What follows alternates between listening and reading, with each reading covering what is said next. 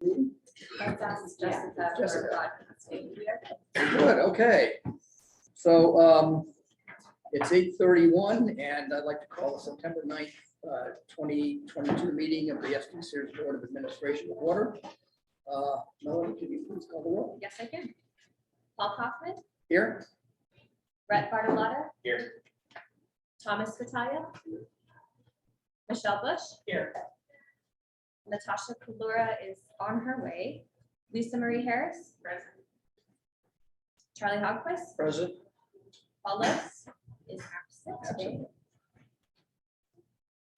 Lou Maji Good morning. and Louis Wen, I believe, is absent today as well. Cliff Shearson Good morning. and Roberta Spoon. Here. Melanie, do we have a quorum? Yes, Mr. President, we do have it. Excellent, thank you.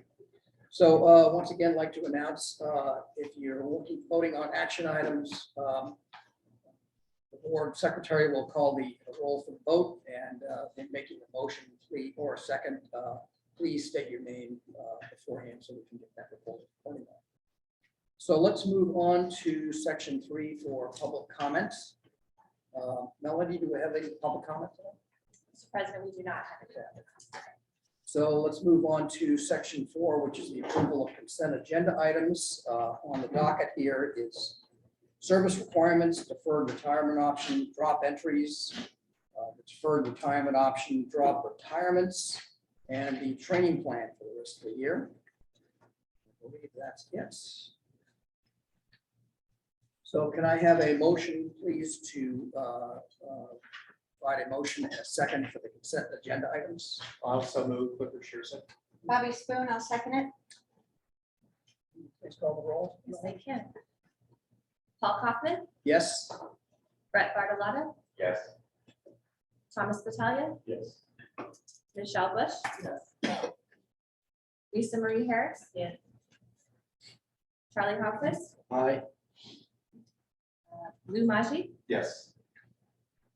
Cliff Shearson, Yes. and Roberta Spoon. Yes. Motion passes 9-0. Okay, thank you. So let's move on to section 5, business operations. We have one business operations information item regarding the formal fiduciary training of the Board of Administration. So Johnny, I'll turn it over to you. Good morning, Paul. Thank you. Just wanted to introduce today, we have Harvey Liederman, who's our fiduciary counsel from the law firm Reed Smith. Harvey, thanks for joining us from Oakland, California. It's nice to see you in person. Harvey gives a fiduciary training presentation annually, which gets you thinking about your core duties and how those duties fit into every decision you make today and moving forward. We've asked Harvey to tie in his fiduciary training to the monitoring of ESG activities in our investment portfolio. So Harvey, if you would take over. Thank you.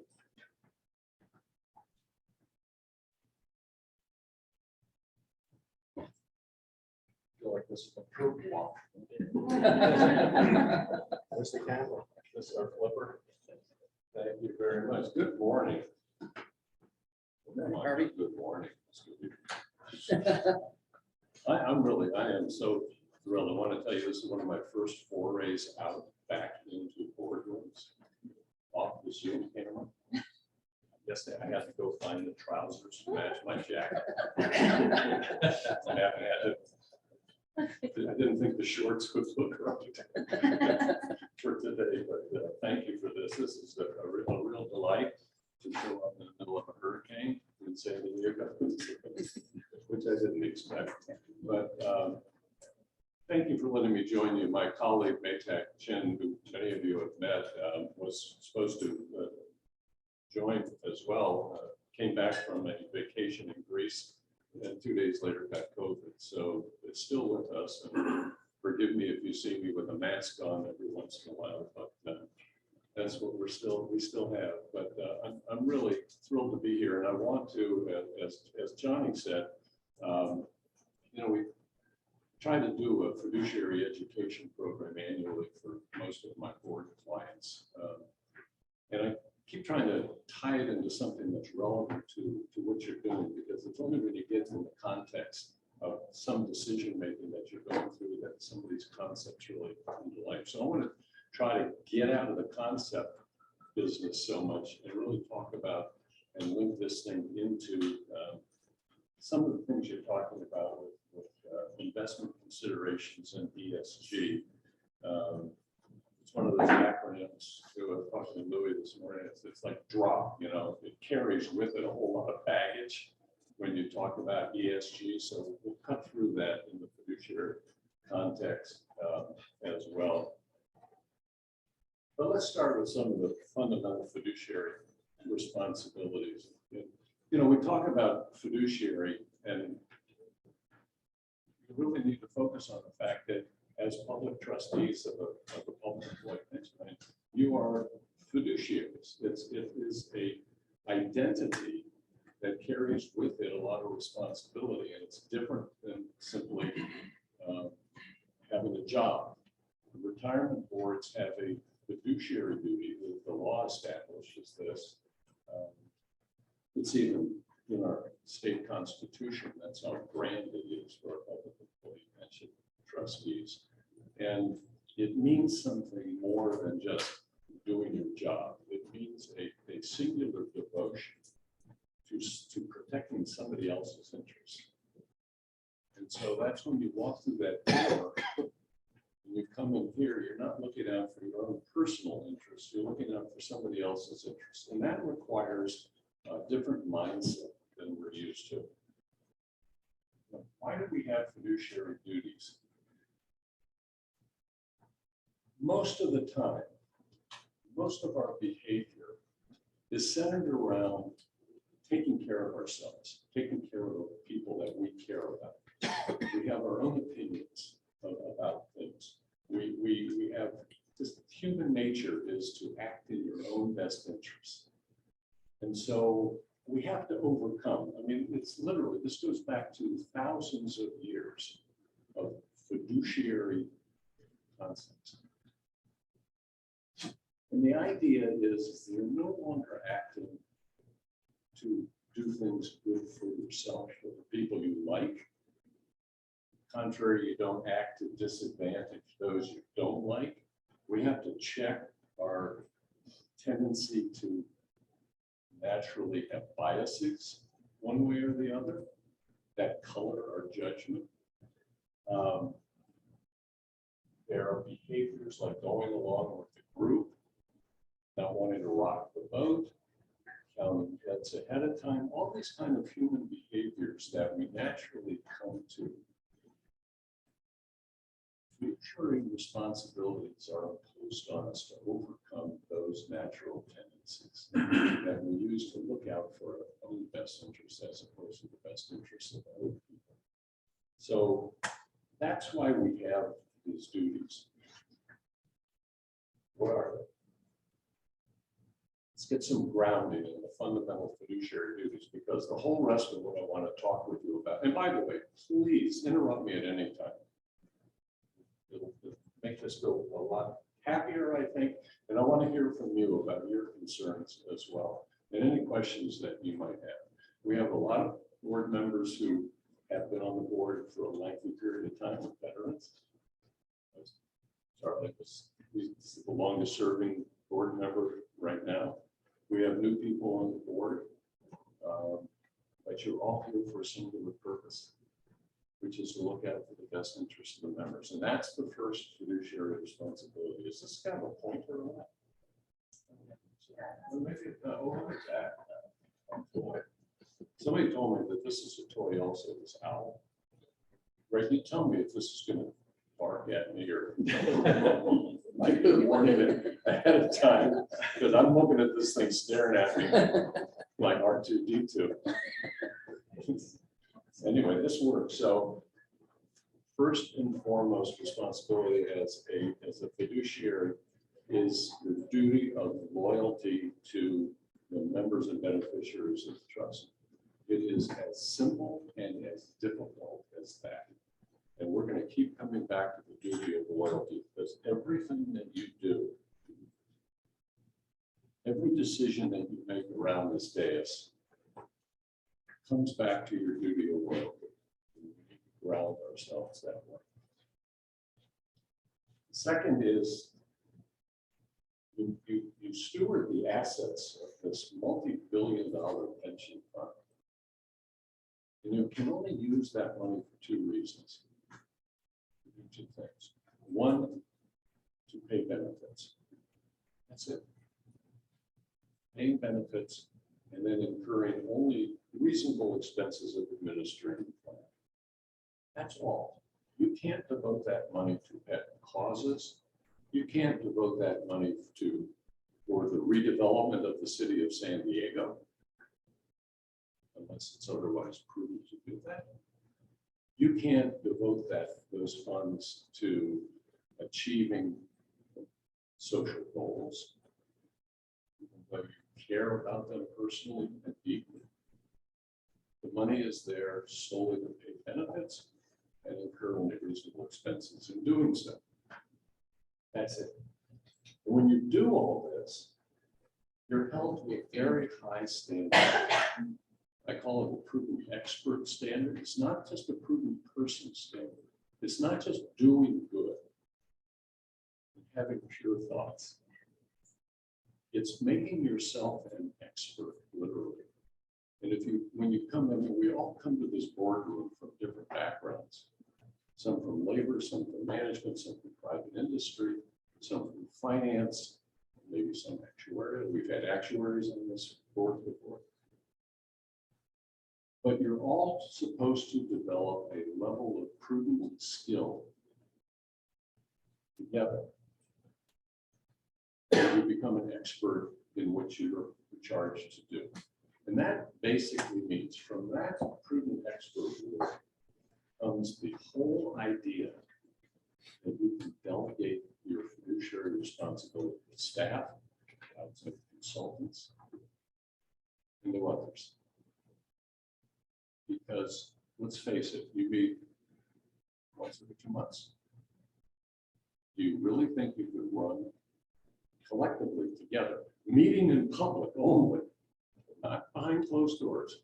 But do you really think that the 12 or 13 of you meeting twice a month, every other month, could run a multi-billion-dollar pension fund?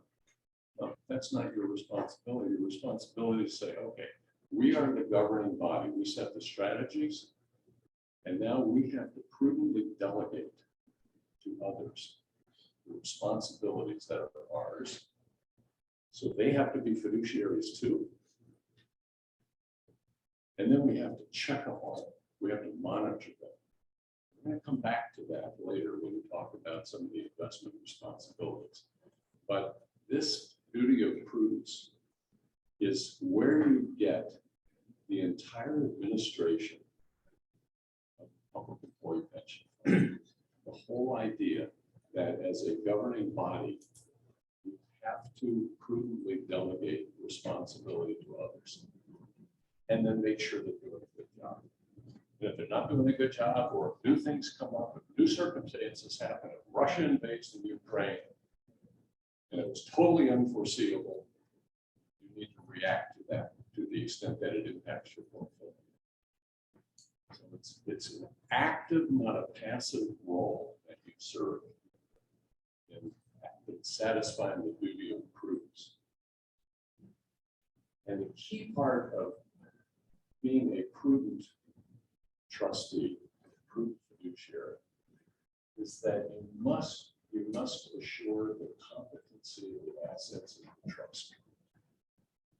And that simply means you got enough money over a long period of time to pay the benefits that have been promised to our public employees. That's it. That's the whole job. Part of that, and this is, it doesn't have to be this way. Other pension funds in other countries haven't subscribed in statute and in the Constitution to what we call modern portfolio theory, diversification along the so-called efficient frontier. Our Constitution and the Municipal Code of San Diego require you to diversify the investments unless it's clearly not prudent to do that. So we'll talk about that because much of what you do, the entire process of asset allocation is to meet this fiduciary responsibility because the legislature, the public, the people who voted on Prop 162 back in 1991 believed that the best way to maximize returns and minimize risk was to diversify broadly across the global range of investment opportunities. That's written into law. Part of your responsibility is to maintain a diverse portfolio. And that impacts your investment decisions as well. And the final fiduciary responsibility kind of sounds like just a common sense to fill out the slide, follow the law. But here's the point. Pension boards like you are administrators, not policy setting bodies. You are given a plan document. You are given a plan of benefits that the public has adopted, whether the city council or do a charter amendment.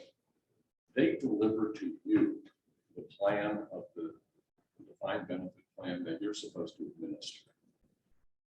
Your job is not to design that plan. You have very, very, very little role in designing the plan itself. How you fulfill the promise, the methodologies you use. When Chiron comes in and says, well, here's how we're going to, over a long period of time, we're going to smooth the ups and downs and the volatility, all those decisions. Those are not changing the design of the plan. Those are things that you do to achieve the goal of the plan. You're not in the plan design business. You're not in the social policy making business. You're not deciding whether it's good or bad that people have 2.5% at 67 or whatever the formula may be. That's given to you. Your job is to follow that plan document. And the IRS takes, I mean, you can start stacking them up. You start with the Constitution, you start with the municipal code and the city charter, and then you stack the IRS code on top of that. It's a big job. I mean, you have a lot to do to go through. But the reason why we care about the IRS's input in the plan is because that's why you're a tax exempt. Otherwise, you'd be an ERISA plan. And you'd be governed by ERISA laws at the federal level. Instead, the Internal Revenue Code says you're tax exempt, and to maintain your tax exemption, you have to follow the plan. Otherwise, they find you in what they call, Greg knows, operational failures. You have to correct it, and you go through that whole process. So, big point of your fiduciary responsibility is just following the plan that was not designed here. It was designed by somebody else and delivered to you to effectuate. Hey, Marty, I just want to go on record that SDCERS is not an operational failure, nor has ever been accused of operational failure. It was a hypothetical. No, but I want to tell you, there are many of your colleagues up and down the state of California and elsewhere who spend an enormous amount of time with tax counsel doing voluntary corrections of all things, all sorts of, operational failures, because that's another part of this. This plan and other plans in the public sector are incredibly complicated. And for those of you who work in IT and have to get these things into pension software, there are constant corrections that have to be made. That's part of the job that you have to direct.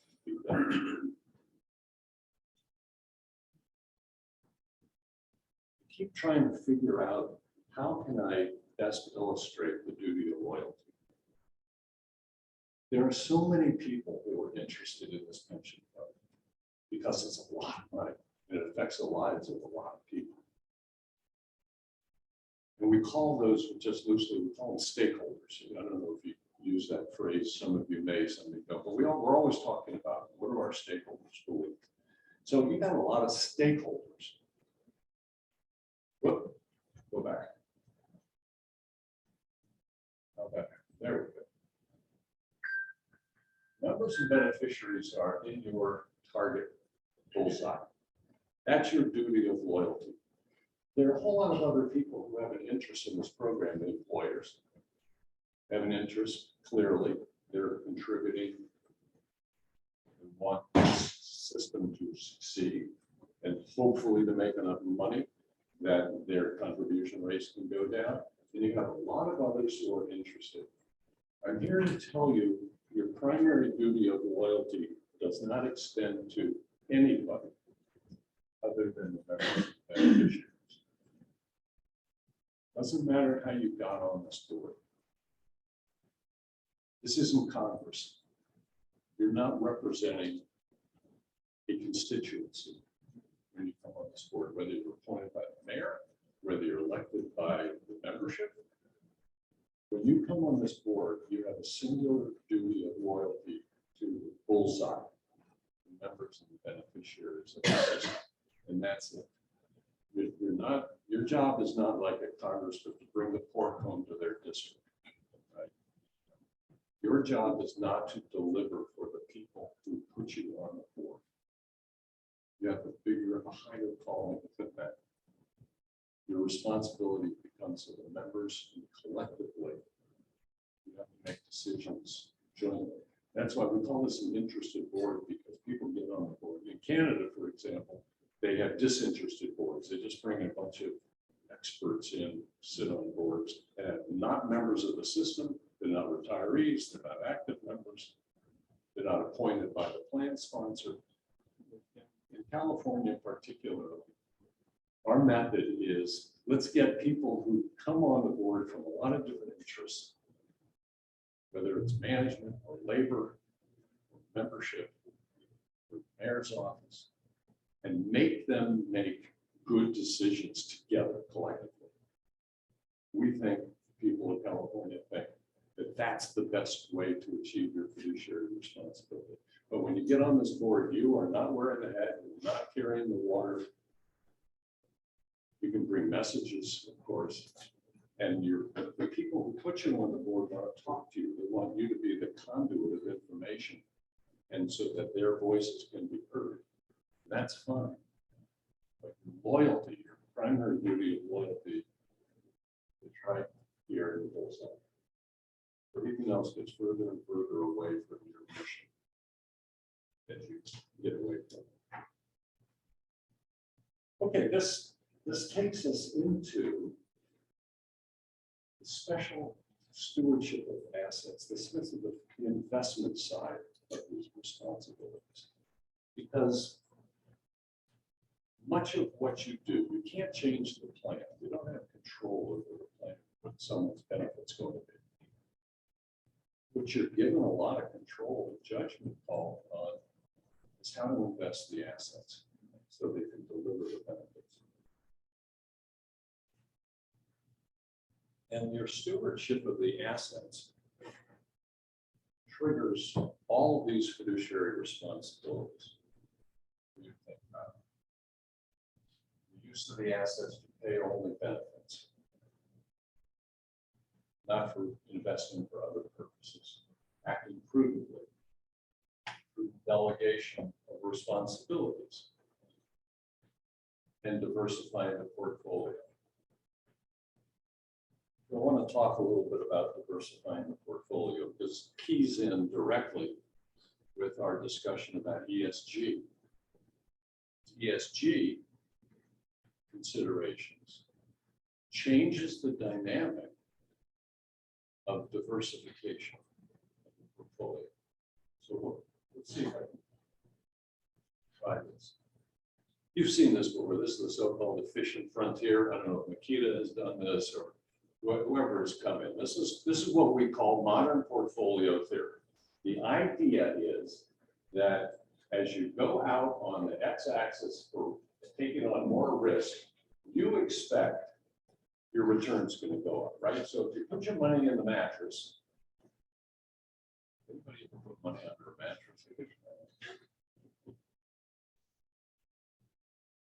Or you put your cash in the bank. You're taking on no risk, but you don't expect much of a return for it. Look at your bank statement. And the concept is, the idea is, and this is now written into the law, the idea is that if you invest through your asset allocation out the risk curve, that you expect to be compensated for the risk that you're taking. And Makita and other investment consultants will come in and they'll do their capital markets projections. They'll work in some margin of error, right? But it's based on this, your expectation. Now, you've seen the periodic charts, I'm sure, from actual performance, that these assets, these buckets, these allocations jump all over. Real estate is up here 1 year and it's down here, but this is an expectation over time. That over time, if you diversify, if you put 10% of your portfolio in short-term treasuries, 7% in real estate, large cap growth, and you do it diversify, that you should be able somewhere out here to say, I'm taking on so much risk. That's what they tell you, standard deviation. It's the volatility. So that's the standard. So we're going to have a standard deviation of 11.7.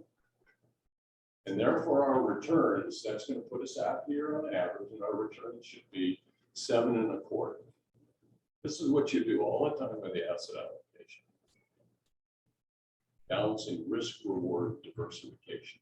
You have to do that prudently. That's why you bring in Makita and others to do it with.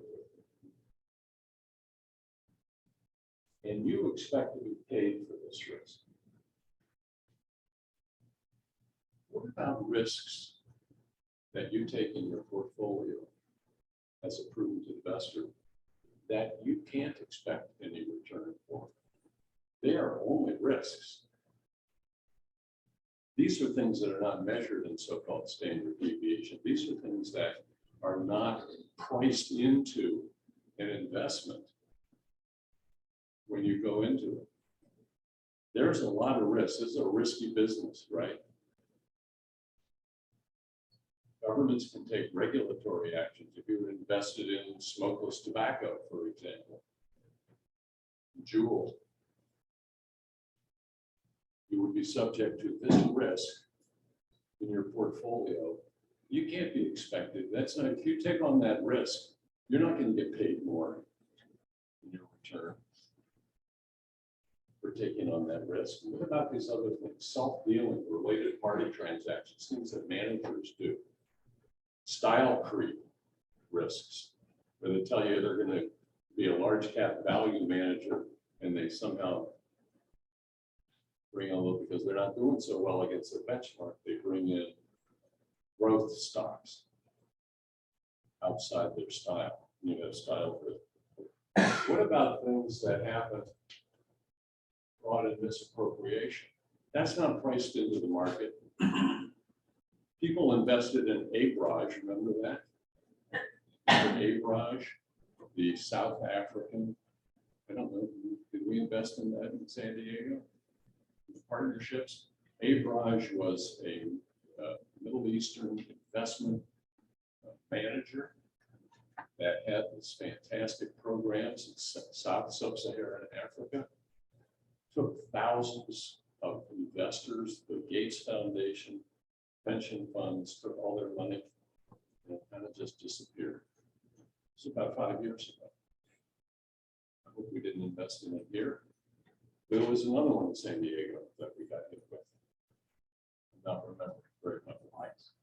But the point is that there are risks in your investment portfolio that a prudent person cannot expect to get compensated for. And so part of your job as a prudent investor is to bleed these risks out of your portfolio. And among the risks that we want to talk about is this one. Environmental, social, and governance risks that are not priced into the market. Because certain risks that impact the value of the holdings in your portfolio will have a material impact on your returns. But you can't expect to get paid for that. Taking on those risks will not give you a higher return. They can only detract from your return. And so part of your job is to eliminate these uncompensated risks from the portfolio. That's why we want to, that's really why we focus on ESG. Because there are ESG, environmental, social, and governance factors. There's things going on in the world that impact, that materially impact the value of your portfolio. And again, you will not get compensated for taking on those risks. So you need to get them out of the portfolio if they materially detract from your performance. Environmental factors, you know, it's been enough of this. I think you're well aware. Well, just take climate change. Big E factor. Take into account the impact of, look outside the window, you've got climate change. The impact on various holdings that climate change will have that are not presently known are only somewhat anticipated now. But as we get closer to craziness happening, you see the economic impact of environmental factors that are not priced into the market.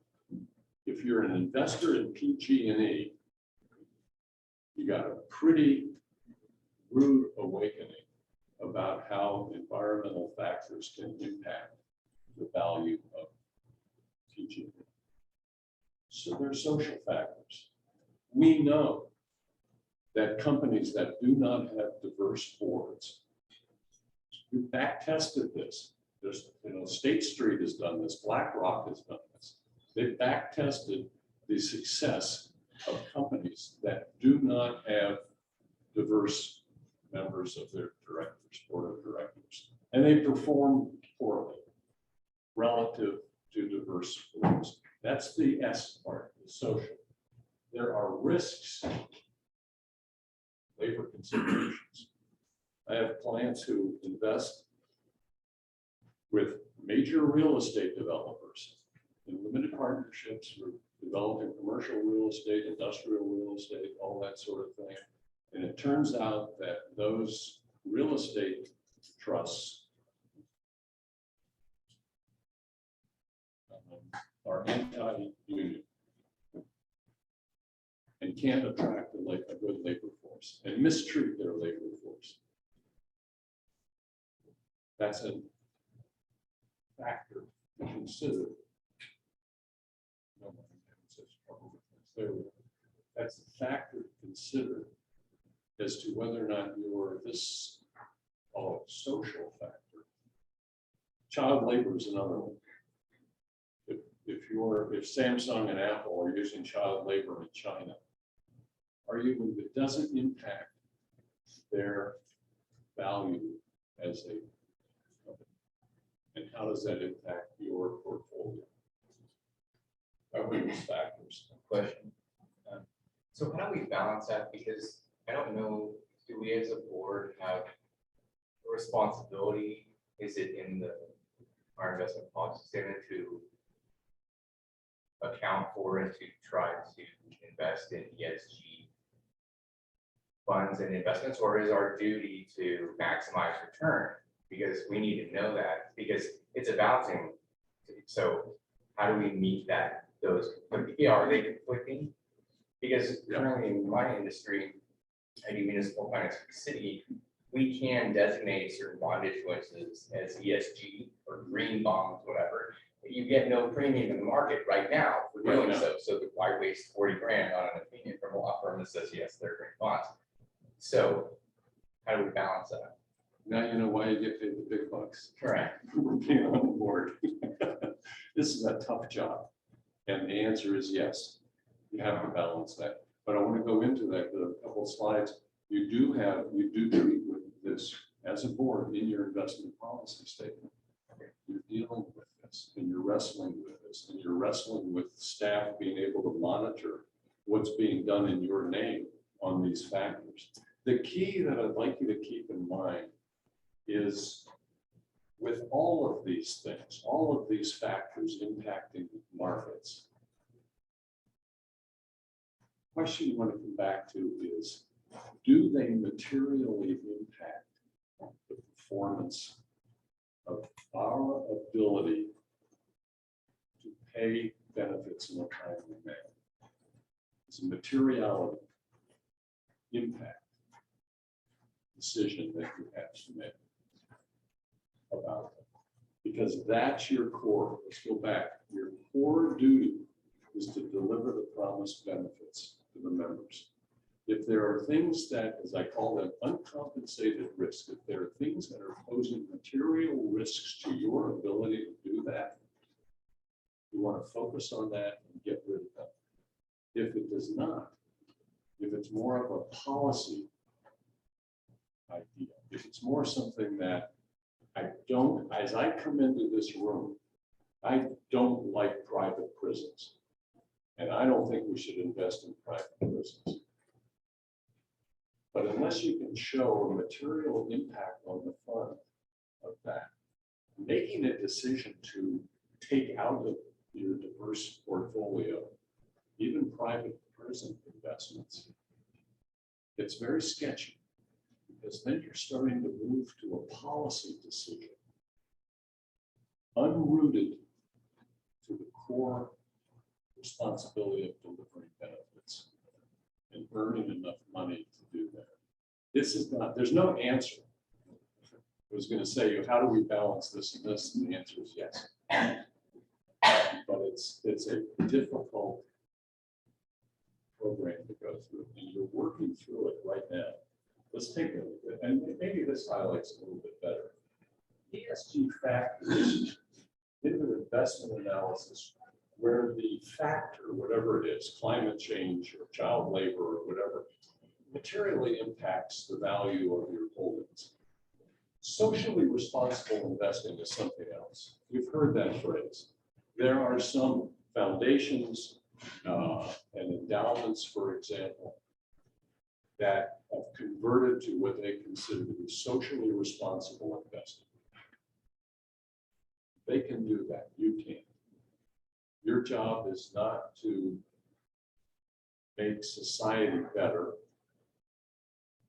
unless it coincides with your stewardship of the assets for the job that you're supposed to be accomplishing. Part of it is I give you a huge responsibility, and then I'm going to say I'm taking some of it away. I'm giving you this tremendous responsibility to invest billions of dollars of assets globally. But then I'm going to take some of that off your shoulders and say, it's not your job to design social policy. It's your job to deliver the benefits and protect against risks. That's a big one. Protect against risks that these factors pose to the performance of the portfolio. Okay. But Harvey, you're not saying that we should not be involved in ESG, are you? Absolutely. You're not saying that. I'm saying you should be and you are. Yes, we are. involved in ESG. Uh-huh. But what that means is that you're constantly going to, when an issue comes up. So let's take the Russian invasion of Ukraine. There was a big push across the country that was obviously, we all feel that was a colossally wrong thing for Russia to do, morally reprehensible. We should do everything we could not to support it. And so there was an immediate divestment wave that went through. Legislatures love these things because they're hot button issues that, people in Sacramento, people in the capitals all across the country. This is an easy one. Get out of Russia. Divest everything that you hold in Russia. Because it offended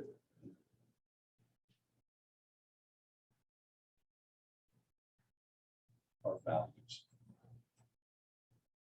It's not enough for the stewards of a public employee pension fund to justify impacting the portfolio simply, I don't want to say simply, only because we are morally indignant.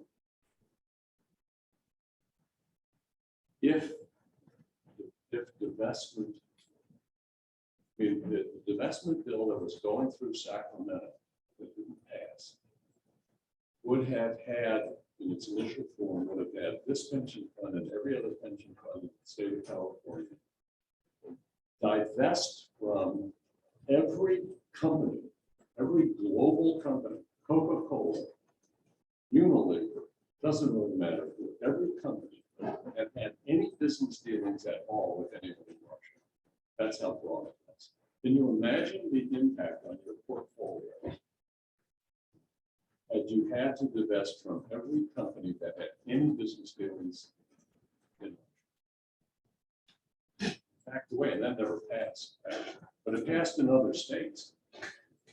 Dealing with it in New York State right now. It passed in other states. And that was the legislature putting a policy decision on your shoulders and saying you can't invest in these things. Not much you can do about that if the state legislature can take away that responsibility. But as a prudent steward of the assets of the system, you can't just blankly say, wave the wand and say, I am morally upset with what is going on, therefore it's all out. But However, the facts are that all Russian equities became worthless, and all American depository receipts representing Russian equities became worth zero. exactly. So it would have been prudent, indeed, if one had any sort of advance notice, it would have been a compulsory behavior to sell your Russian equities. And that's what prudence does not depend on hindsight. But there's business judgment and Oh, our underlying well, yeah. managers, Absolutely. since we don't actively manage portfolios ourselves, it's up to the people we hire to do this. So the question is, could they have anticipated? Could they have, I mean, you can't be second guessed in hindsight. As a fiduciary, you do your best, you exercise your best judgment. You're not a predictor or a guarantor of the future. That's not on your shoulders. Your managers, in looking at the situation, would it have been prudent before Russia invaded Ukraine for them to speculate that, oh, if Russia does this like they did 10 years ago in Crimea, then all the Russian depository receipts are going to go to zero.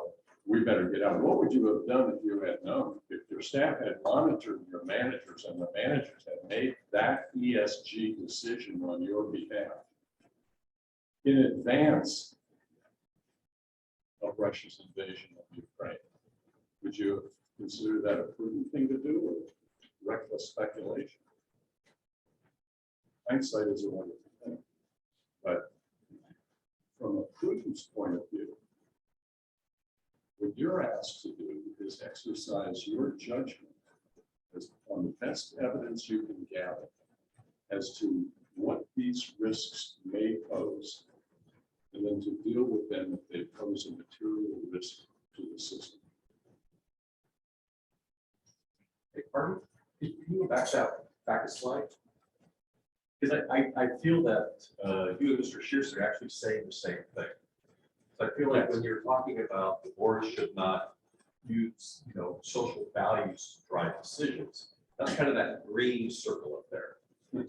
But the marketplace change, I think that's what Cliff was saying, is all of a sudden now you have external factors that were impacting the material investment performance, which is the gold circle. Yes, good point. And based on that, as Mr. Shearson said, then there were actions taken by the portfolio.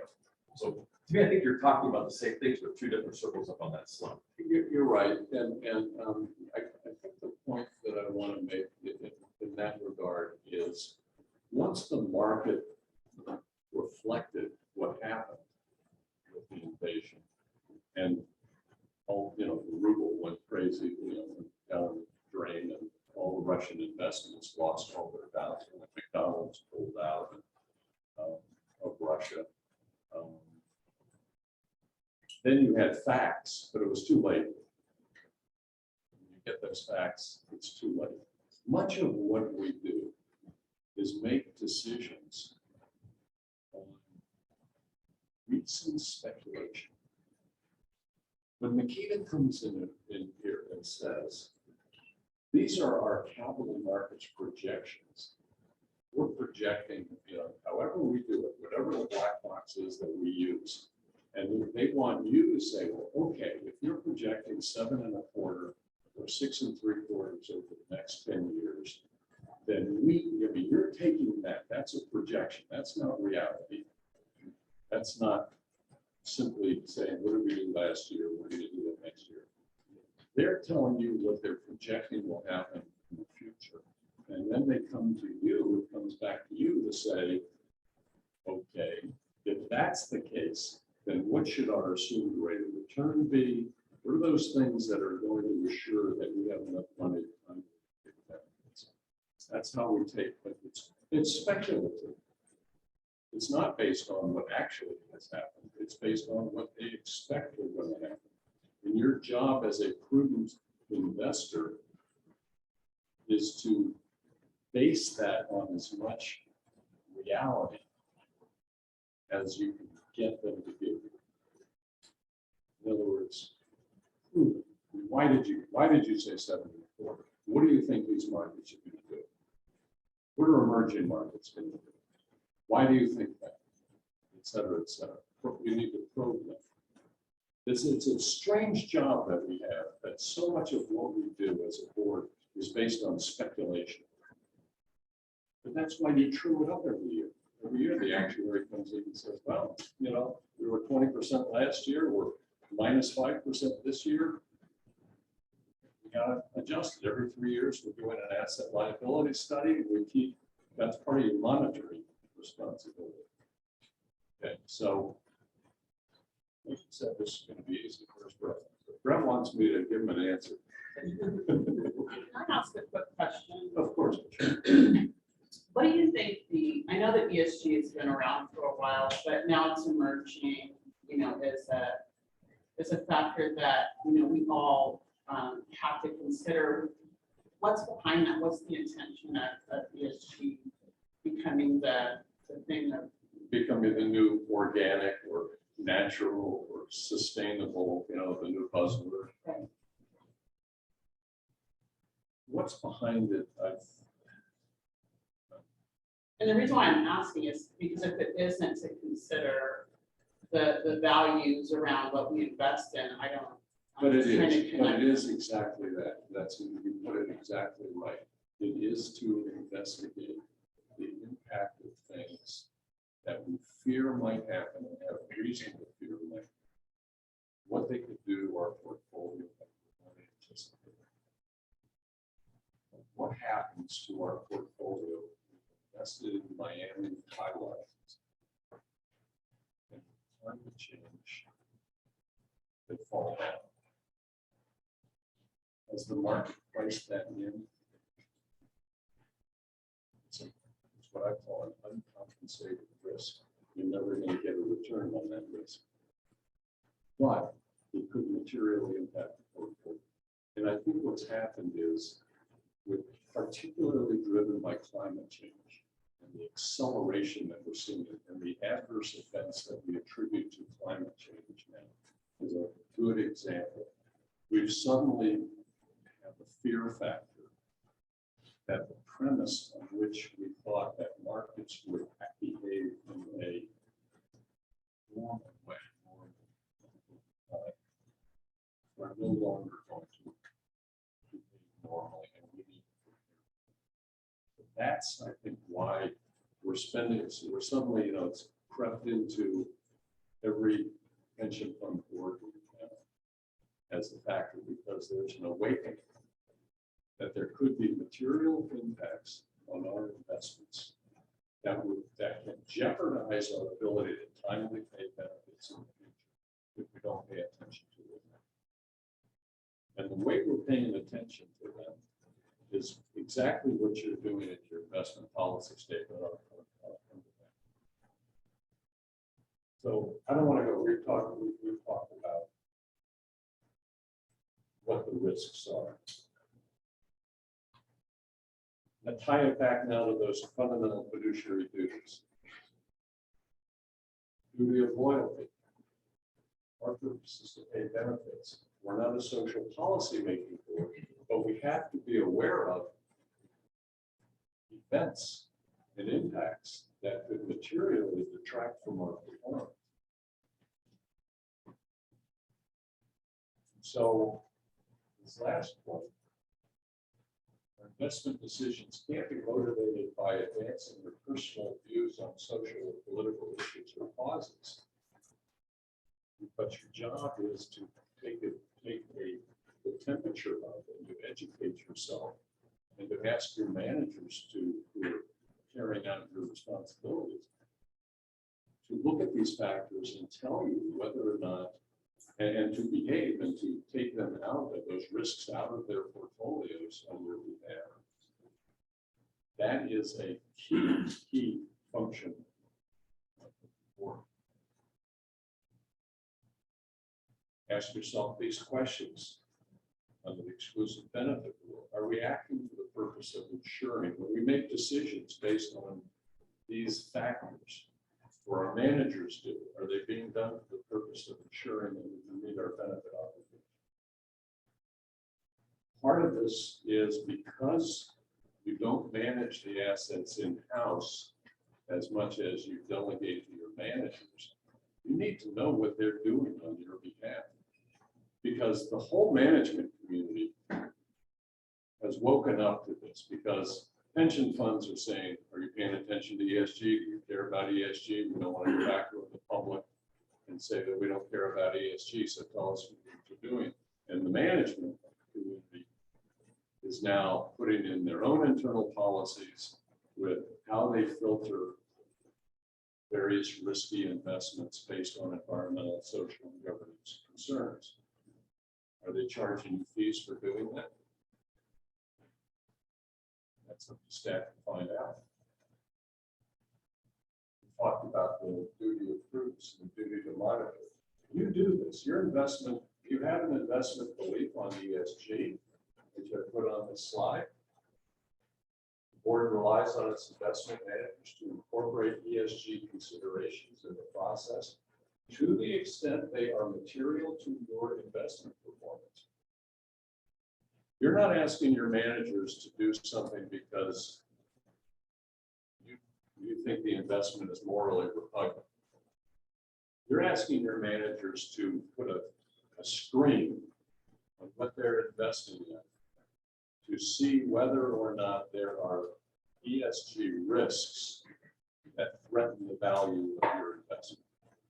That's what you're asking your managers to do. And your staff is monitoring, trying to monitor that, what the managers are doing. Because right now, that is a closed black box, what your managers are doing. And some of them are coming under extreme pressure because this has been politicized. Every change in administration in Washington has politicized this, whether you can even consider ESG factors. When George Bush left office, the Department of Labor left a little regulation that says ERISA plans should not be paying attention to environmental, social, and governance issues. When the Obama administration was in, they changed it. Trump administration came, changed it back again.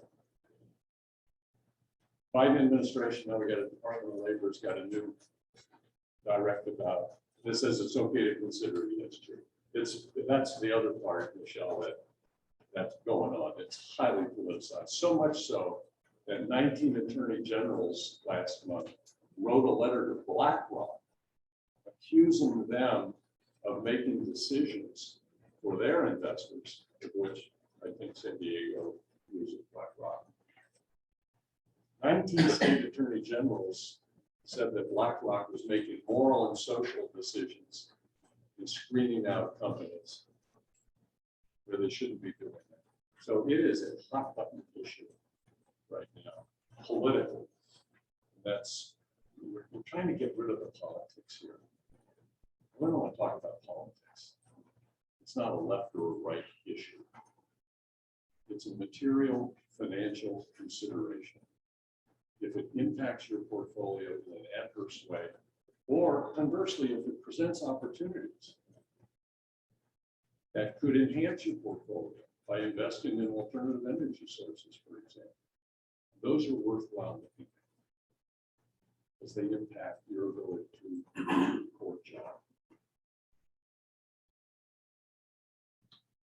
Monitoring matters.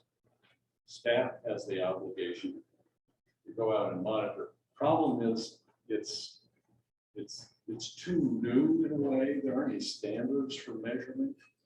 People are jockeying around with benchmarks. You want to get to that. Your consultants can help.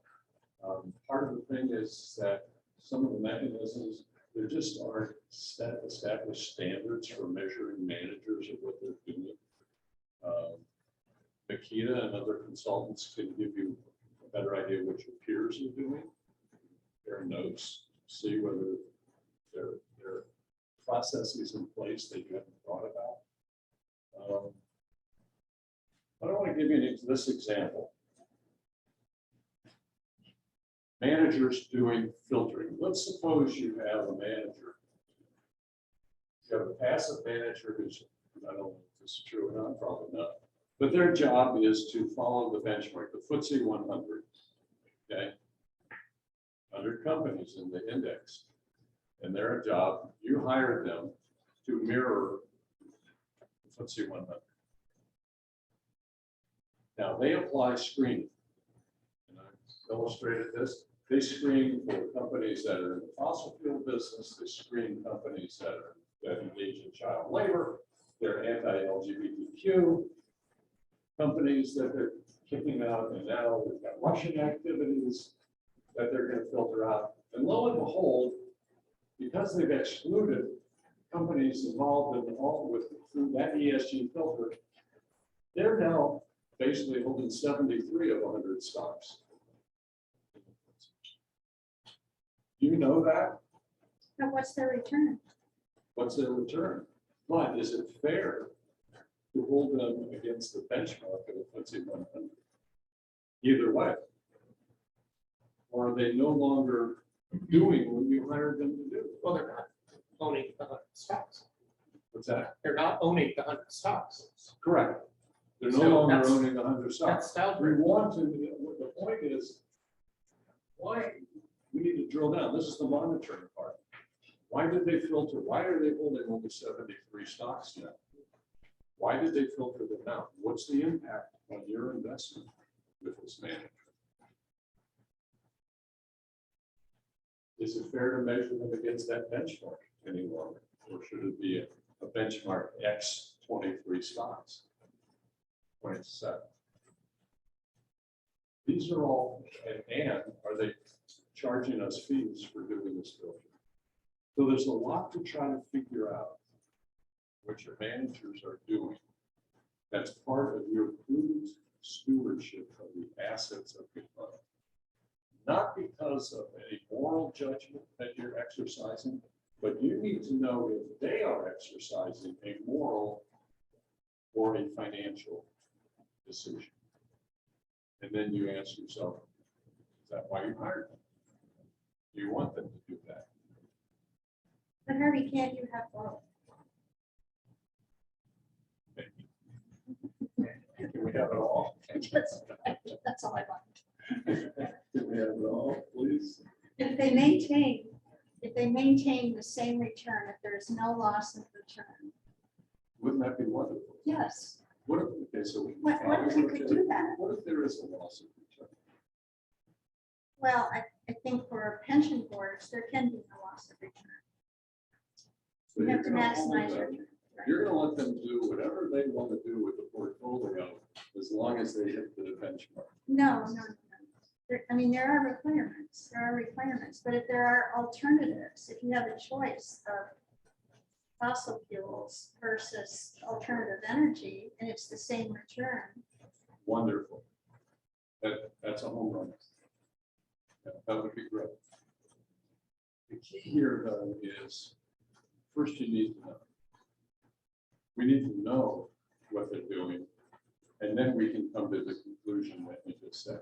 If all of the things are equal, if I've got two investments, and one of them is responsible, what I call responsible on the ESG, and the other one is not, but their returns are the same, absolutely, you can make that call and go to the one that hits all the bases.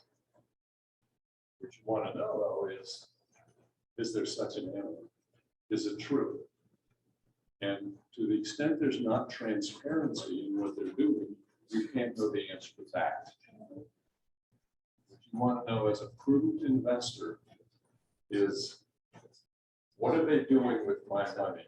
And then I'll decide if that's okay with me. You can make that decision. And you may change. You may say, we want you to run more money, or run less money. Or we might want to look at, because if you're doing that, let's suppose, Bobby, that all of the things being equal, there's one that does the filtering in a responsible manner, and there's one that doesn't. Okay.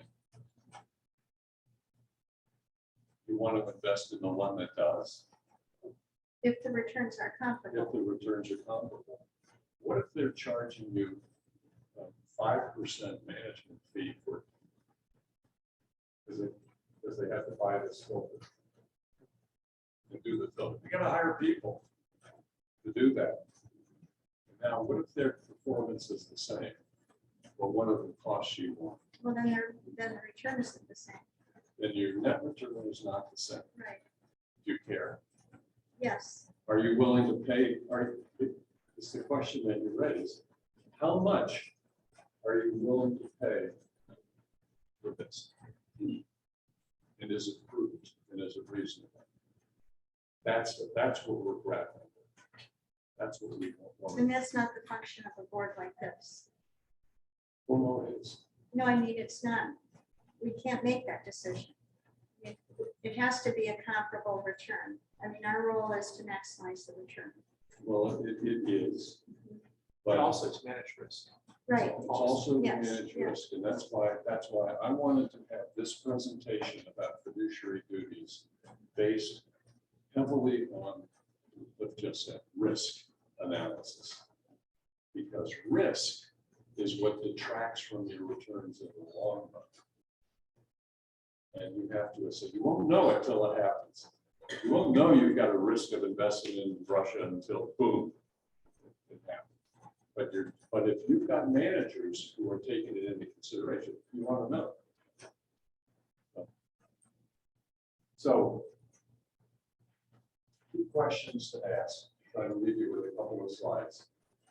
Is there a rational material relationship between the action that's being taken and risk return expectations? Is the material impact, if we don't act to mitigate it, is there a likely loss of the adversely impacted? And are there costs associated with doing these things? Take away from a fiduciary standpoint, trustees should understand that these are investment-related issues. Policy decisions. Let the policymakers take some of that responsibility off your shoulders. We have policymakers. We have a legislature. We have a city council. They can make policy decisions that help design the plan. Our job here is to make financial decisions for the stability, for the long-term stability, and the ability to pay the promised benefits what they do. So make them, as you consider ESG as fiduciaries, make those considerations constantly tie back to financial impact, likely risks that you can take out of the portfolio How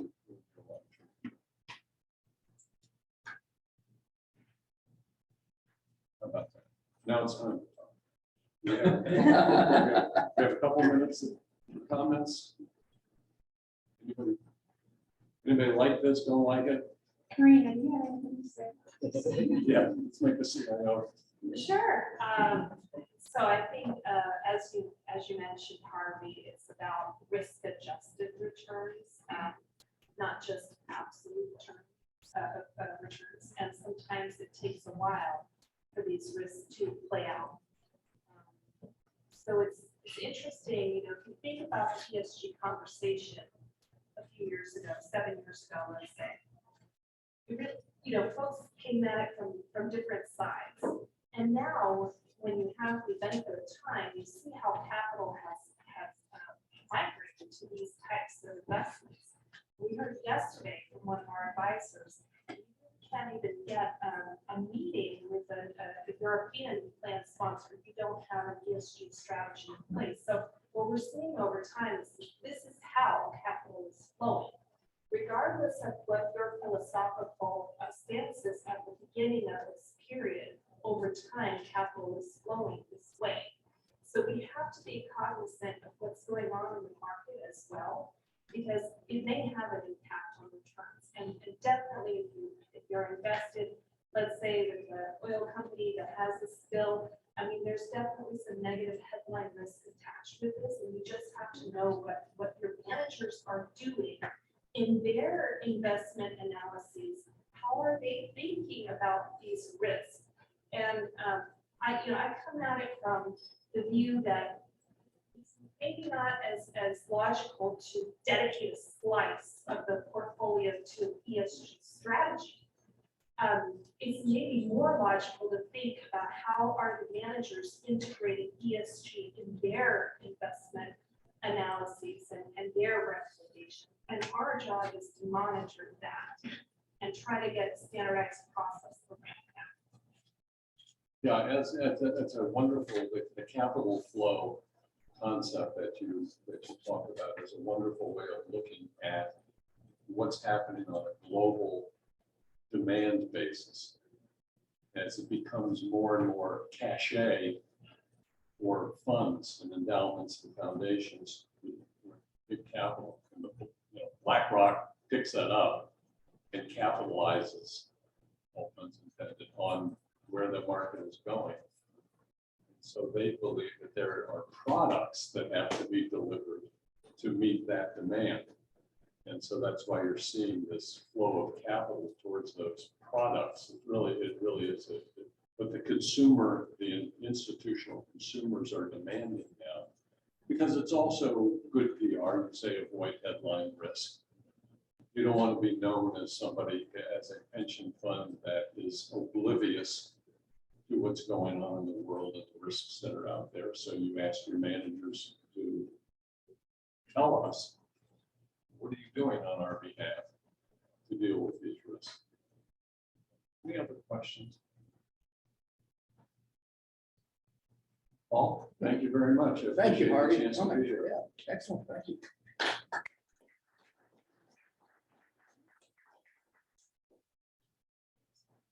Okay, thank you, Carl. So let's move on to Disability Committee, and then I think we'll probably take a small break, Greg, is that right? That's a great idea. Okay.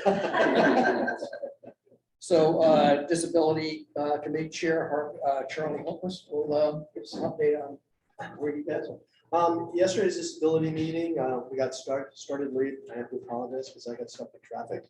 Kind of interesting, the same place I got stuck in traffic yesterday, the light was on sequence. Today it was on flash. So the freeway backed up and the surface street moved.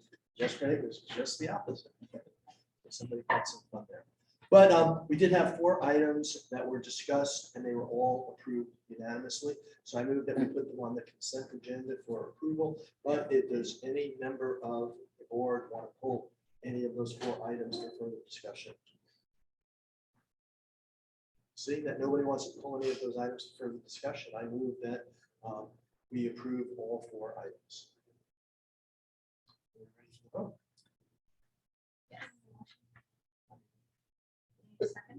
I don't think no second is necessary. Okay, I'll call the roll. Paul Kaufman, Yes?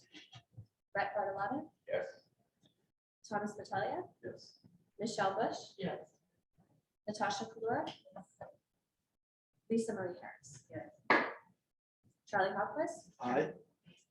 August is absent. Lou Maji, Yes. Cliff Shearson, Yes. and Roberta Spoon. Yes, Motion passes 10-0. And yesterday, they did present us a disability status report, and as anticipated, the number of disability claims has increased, but we've been assured that it's not going to impact our ability to process them. We are still have none that are in a delay based on our part. We have a couple that people have asked for continuances, which I have granted. So we're doing really well, and I want to take this time to commend the staff for just doing a great job of taking care of our members and processing those applications. And that concludes my report. Thank you, Charlie. So why don't we take a 10-minute break and try and reconvene at, say, 9:55. And we'll move on to business and governance. Thank you. Okay, do we have to call the meeting? Okay, all right, I'd like to call the meeting back to order. Harvey, thank you very much for your very insightful and timely discussion on fiduciary duties. I'd like to remind the board that we have probably one of the more consequential fiduciary discussions coming up over the next couple of board meetings when we address Prop B funding. That's going to come. Keep thinking about Harvey's target with the yellow dot in the middle. Just we need to keep that in mind when we're discussing those issues. So let's move on to item number 7, business and governance. Bobby, are you ready here? yes, I am. Okay, take it away. All right. Well, our committee met yesterday. And we approved the 3 action items by unanimous vote. And before I review these action items, I'd like to comment that I have received a request to pull one of them from the consent agenda. And that is the item on the drop option plan. So can we hear from that one first? Sure. All right. Greg, are you ready? Sure. I'm sorry I didn't give you a heads up, but you're out.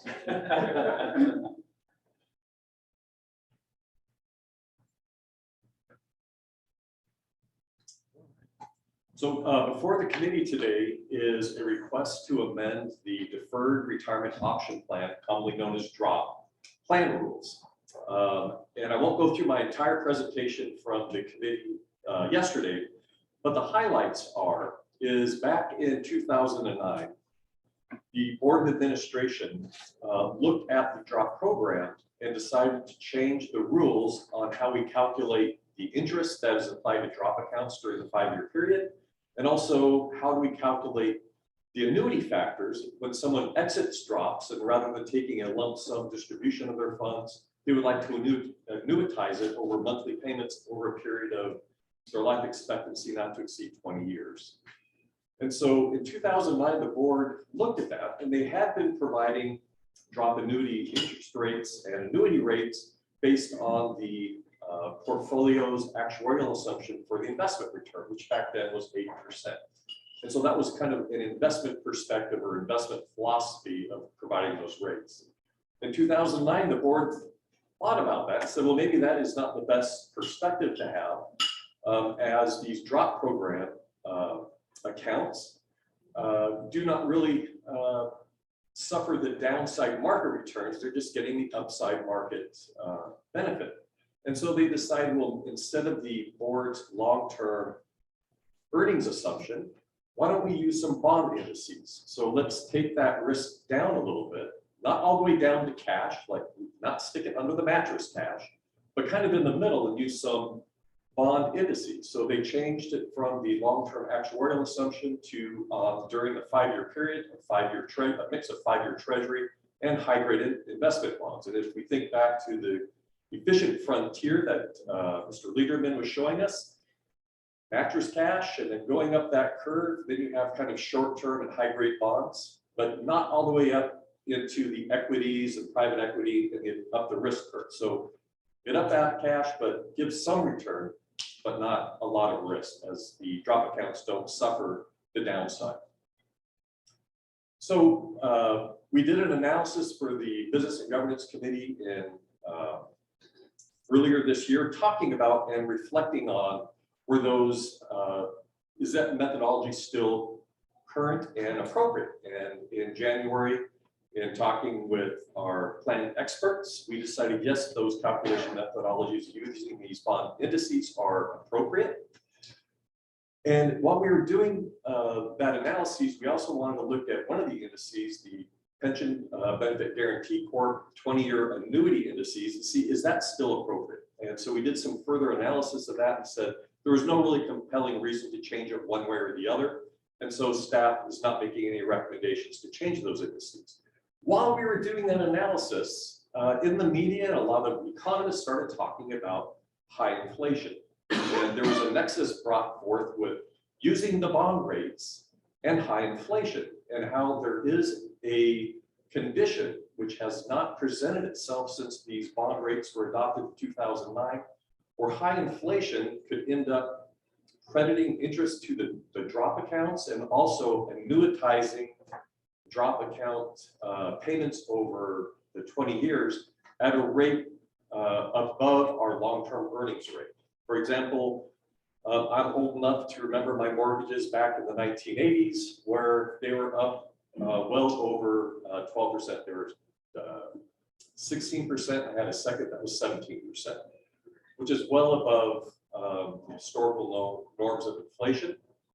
So the idea was, if we have a 6% long-term earnings assumption, should we be creating annuity streams paid to drop participants that are annuitized at something much greater?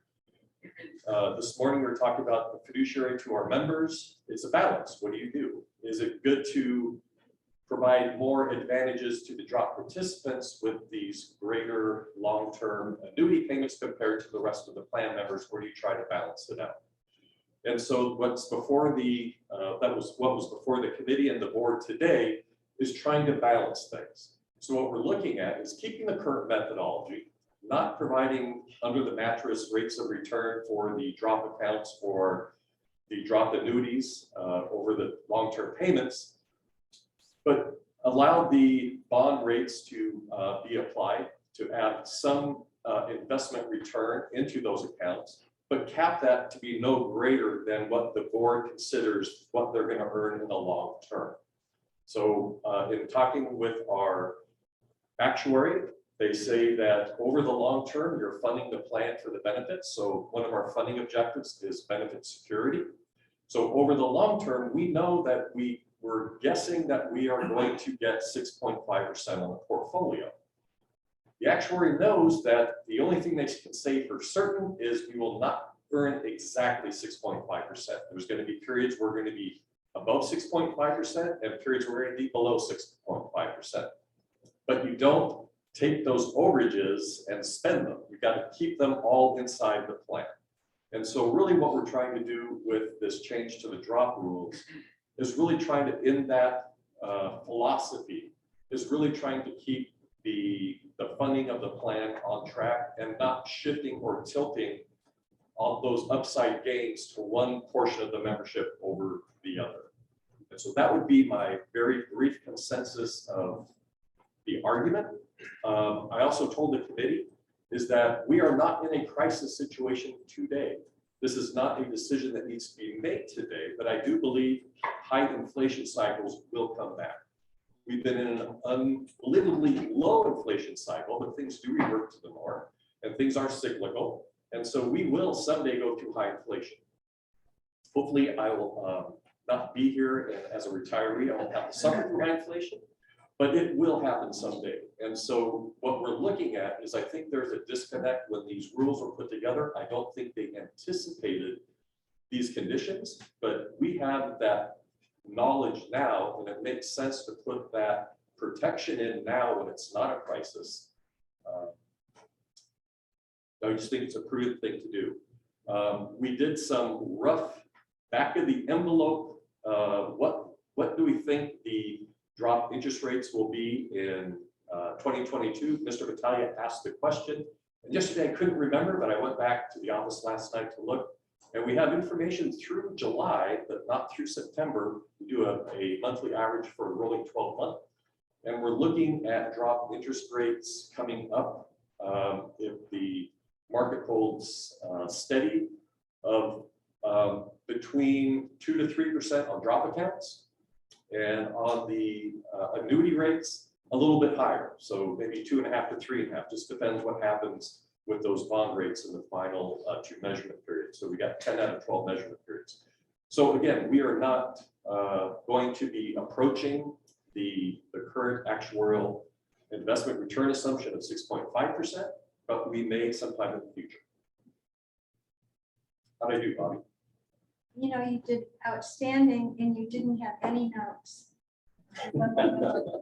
Had a lot of practice yesterday. Yes, you did. So I'm very proud of you. Bobby, I think we need a first and a second. on this. Yeah, I just wanted to ask, are there any questions? So I had some comments. Thank you, Bobby. This is an important topic, and first and foremost, I want to point out that I am one of the 4,000 or so members that is entitled to drop. So I want to start with that. And I know drop is a bad word with politicians, but I'm not a politician. I'm a board member, and my duty of loyalty, as Harvey pointed out, is to the beneficiaries, and the members and their beneficiaries. So I wanted to talk about this just for a couple minutes, because in my mind, I've been kicking around, what if in 09 the board got it wrong? And I haven't heard a clear answer one way or another, whether that's the case. So I just wanted to talk about it as a board. And here's what I mean by that. When drop was created, it was tied to the discount rate. And at that time it was 8%.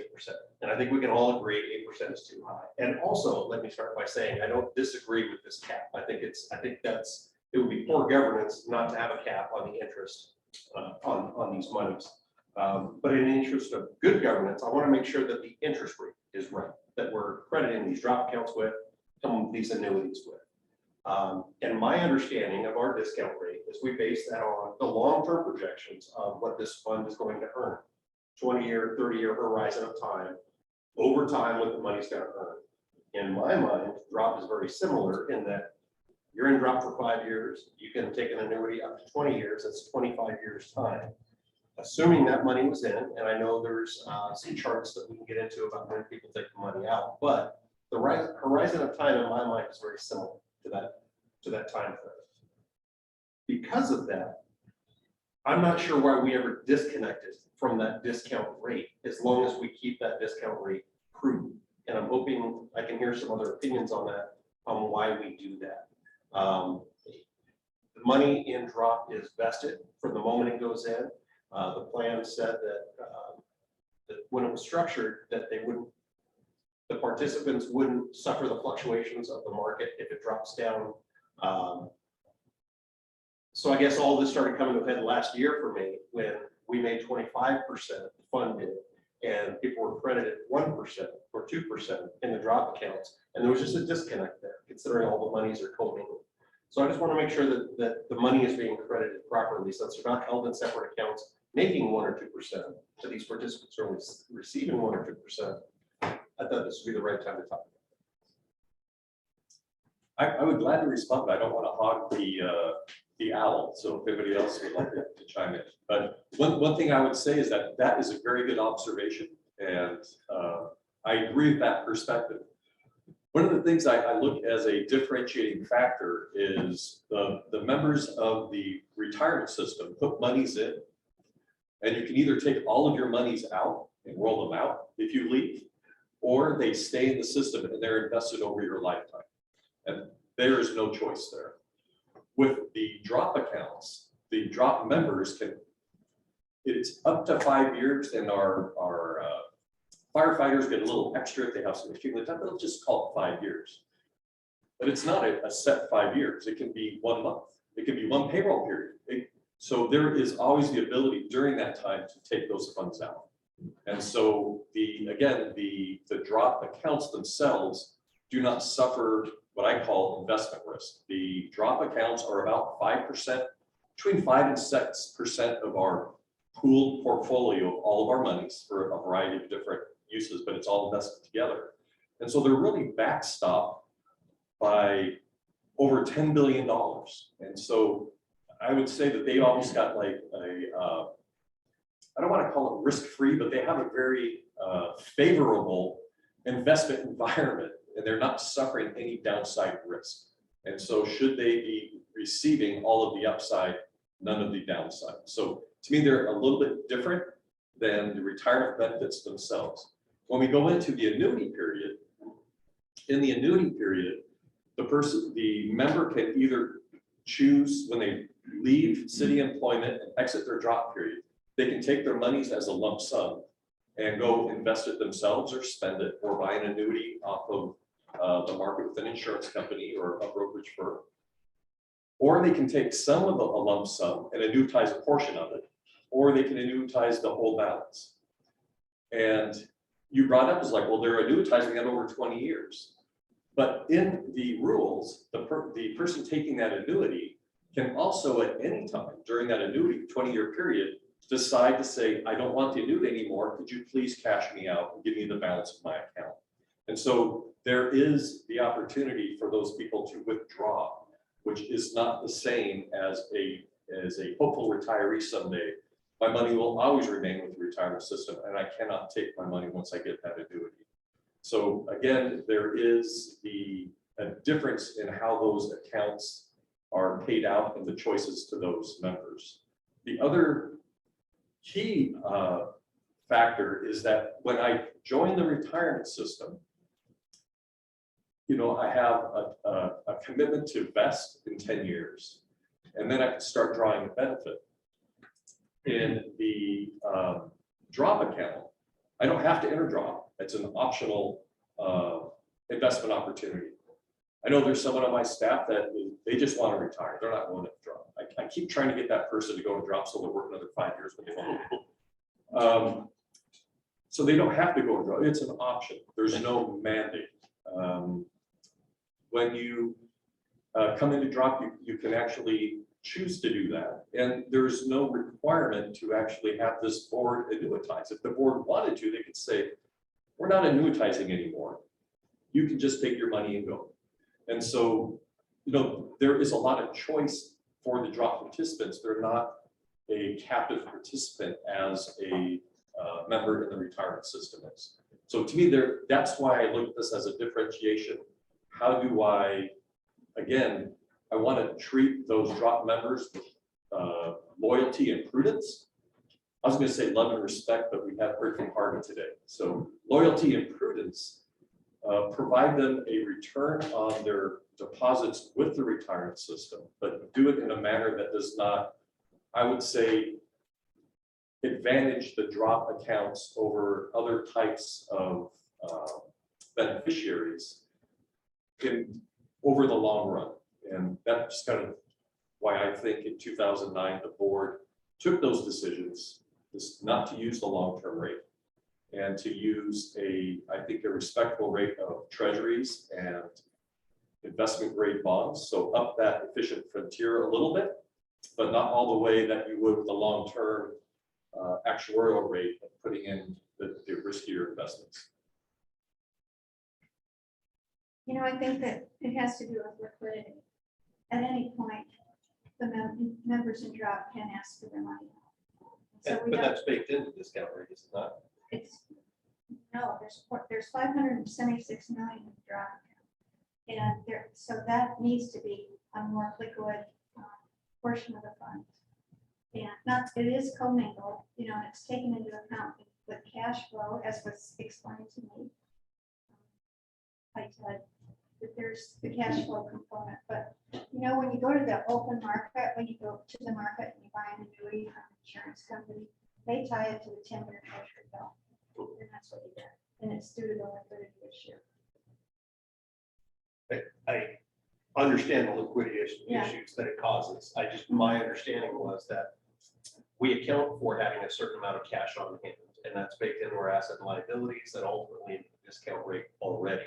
I understand notionally it has to be accounted for. But to the effect that it actually reduces our ability to earn money in the trust, my understanding is it's already accounted for.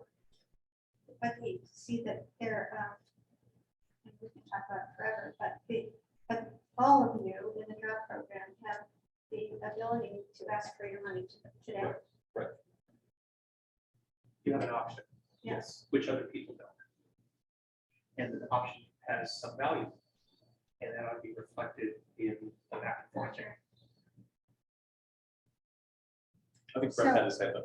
Just, I don't know much about drop because I'm not open. When, at the end of the 5-year period, let's say someone in drop elects to take the loan, is that taxable at that time, or is it they roll out into whatever tax deferred vehicle they want to?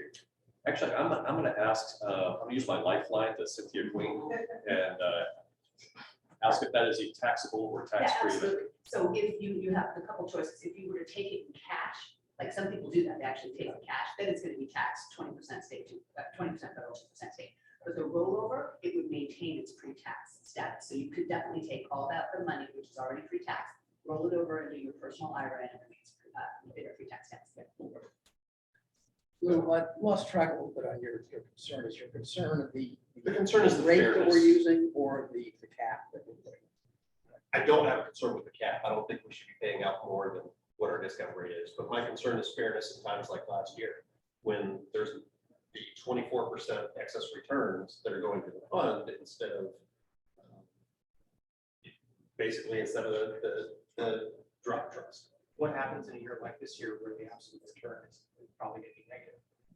But year by year, if it were tied to the discount rate, it would all get averaged out. Last year, they wouldn't get the 25%, but this year they wouldn't have the negative, couple percent. So that's why I bring this up is in fairness, basically. That is those are very, very good points. And there's a lot of conversations we have, because then we could start getting into adverse selection. Whereas members have more money, you could actually decide when or when not to annuitize based on what's happened.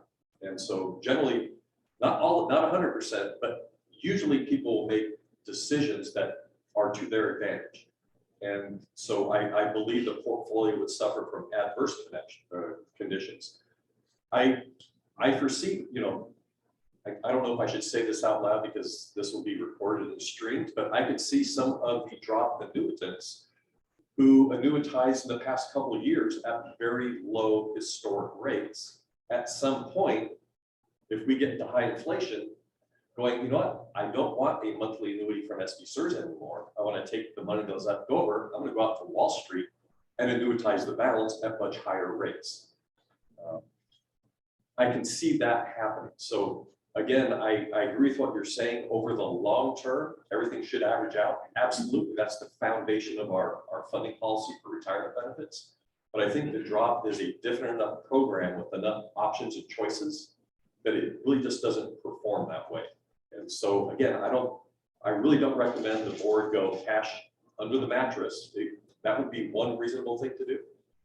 I think it would also, be reasonable to add some risk into the investment return, which I think our current methodology does.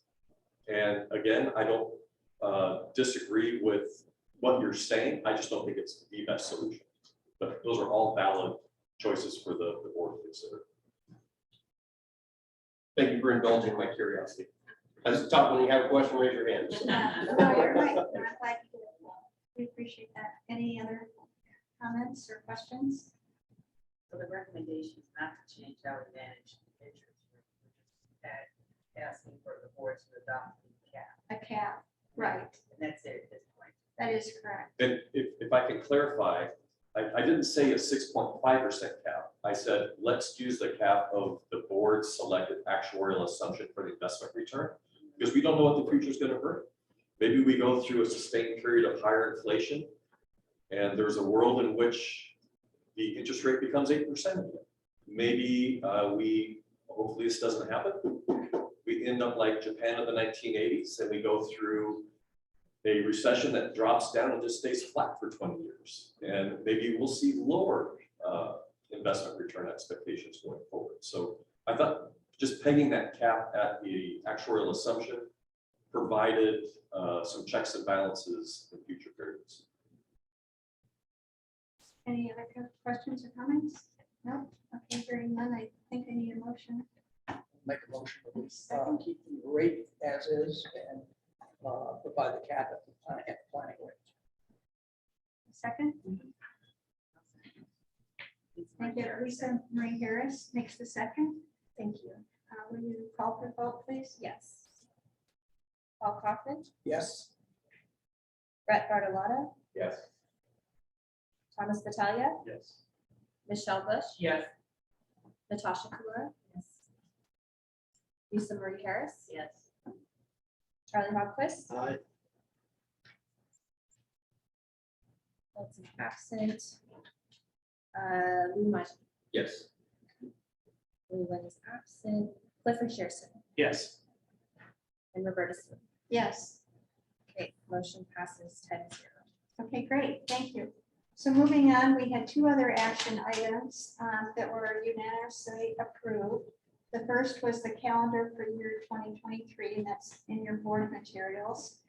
And the second were changes that were recommended by Johnny and his staff for review with the committee's charter. One amendment clarifies that no meeting will begin and no business will be conducted without a quorum of members. Also, the staff recommends deleting rule 5.30 regarding a 100% survivor continuance. And that's because it really is 50%. And in lieu of the rule, the staff recommends addressing such issues through the board's regular member appeals policy. So is there any discussion on these items? And if not, I move that these two items to the consent agenda. Please call for the vote. Paul Kaufman, Yes. Brett Bartolotta, Yes. Thomas Battaglia, Michelle Bush, Yes. Natasha Kalura, Lisa Marie Harris, Yes. Charlie Hopquist, Aye. Lou Maji, Yes. Clifford Shearson, Yes. and Roberta Smith. Yes. Motion passes 10-0. Thank you. That was it for our action items. We heard oral reports on member services and benefits administration from Cynthia Queen. Cynthia, I'd just like you to comment on Serena. Absolutely. Let me just stand right here. Yeah. Actually, if you could go up to the podium, since everyone in the world can hear it.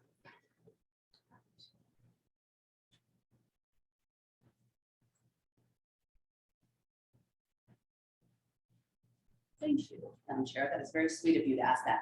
So yesterday, at the beginning of my report, I bragged for 5 minutes about our SDCERS team because it's my favorite thing to do. And the one that Bobby was asking about is a person who I introduced you to last time at the board meeting. Her name is Sarema Valenzuela, and I introduced her to you as the lead of the call center. I also said that she was then promoted to our new retirement counselor to fill the vacancy was left, but that's not even the big news. So there's this thing at the city where they have a partnership with Cal Coast Credit Union and National University, and I'm pretty positive that Natasha Kalura was responsible for a whole bunch of that magical partnership stuff. I was writing about you at the dinner table last night. Anyway, an annual scholarship contest where it's open to, you have certain criteria, but the final prize is a full ride scholarship to National University, which of course specializes in people that work full-time and offers the night classes. It's a very competitive deal. You have to go through all these steps, application, multiple interview process. And in the end, my girl, Sarema, was selected as the overall winner for a full ride scholarship, which is so fantastic. And just her story is so amazing. I feel like I could write a book about her. But on August 11th, there was a very cool virtual ceremony where she was honored by Mayor Todd Gloria and all of the leadership teams from National University, Cal Coast, and our own Thomas Battaglia was there because I believe one of your staff members was an honoree as well. There were 2 other people that received $5,000 scholarships. So anyway, very, very, very proud of Sarema, and she is already enrolled in her classes. and we'll be moving through this. And she is a wonderful asset who I believe will be with SDCERS for quite some time. So thank you so much for your support of that. I really appreciate it. One more, why don't we? let us comment about Jessica? Okay, I was waiting for you to ask me Yes, yes, about yes. No, just Jessica. Okay, so. Love my team.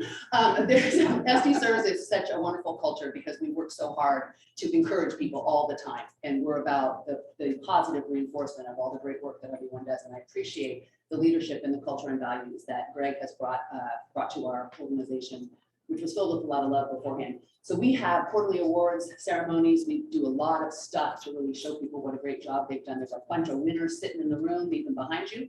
And then each year we do an annual employee of the year where there's certain criteria. You have to have been one of the nominees and then voted on by the leadership team. And this year it was Jessica Taylor was selected as employee of the year. She's part of the team that worked so hard on Proposition B. And she led, with the team at Risk Management, led 40 presentations to all the members who were trying to figure out what to do. 40 of them in person, 6 o'clock in the morning at the landfill, virtual, all this kind of stuff. And so she created the presentation, did all this stuff. And so she was selected as our employee of the year, and we are so proud of her. And I joked yesterday that one of the parts of the award is you get to run the computer at the board meeting. Excellent exposure. So thank you, Jess.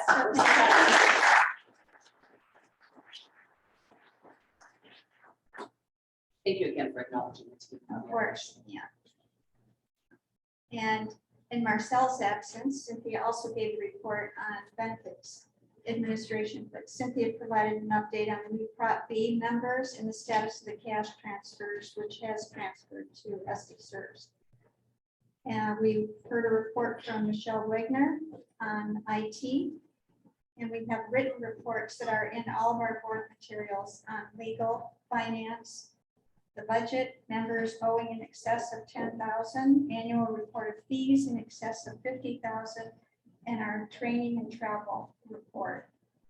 And the other thing I wanted to mention, Ted, for the 14th consecutive year has received the Certificate of Excellence from the Government Accounting Standards Board. And I don't want anybody to minimize that because it's consecutive 14 years. It's very difficult to get. Very few organizations get it. And congratulations, Ted, to your team. And to you and to MGO and everybody that participates in it. Thank you.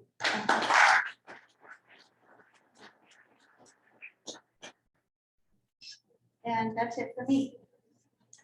Thank you, Bobby. Let's move on to item number 8, Investment Committee. Clifford Shearson, excuse me. Can you please provide the Tough committee? to follow Cynthia, but I'll do my best. We had 2 action items that the investment committee considered yesterday afternoon. The first one has to do with our private equity and infrastructure investments. And we considered the motion to approve GCM Grosvenor's private markets policy program and investment plan.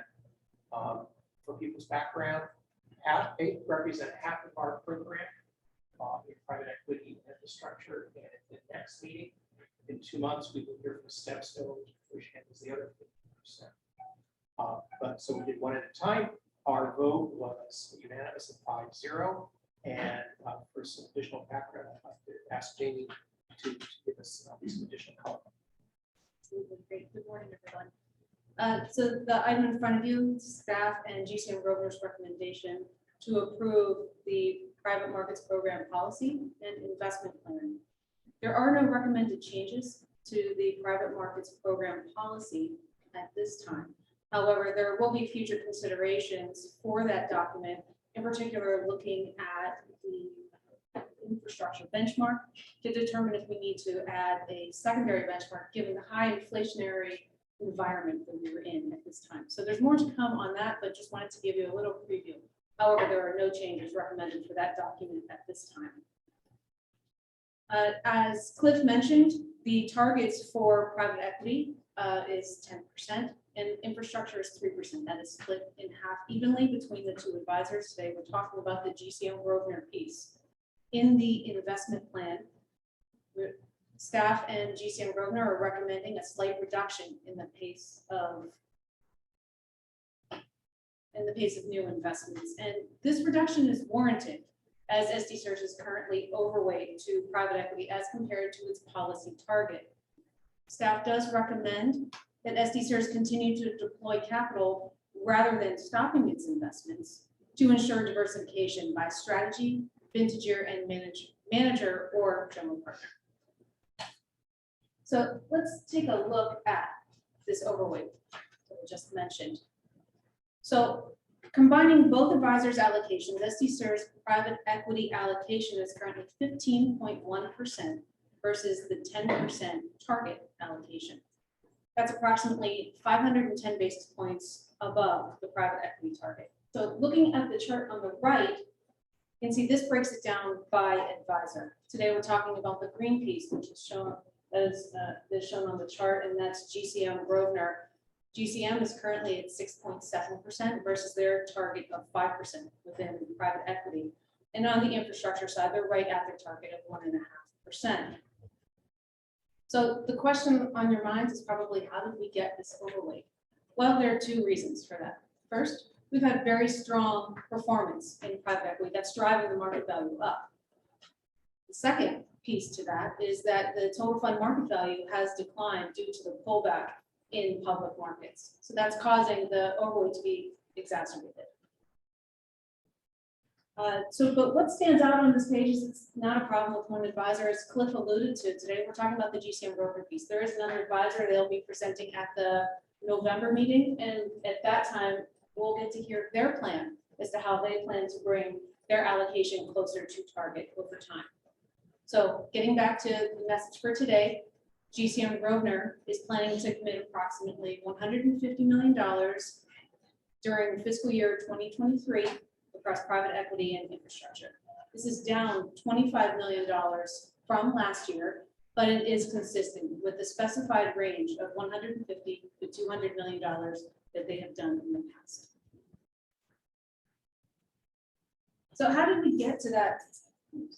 How did we get to that $150 million?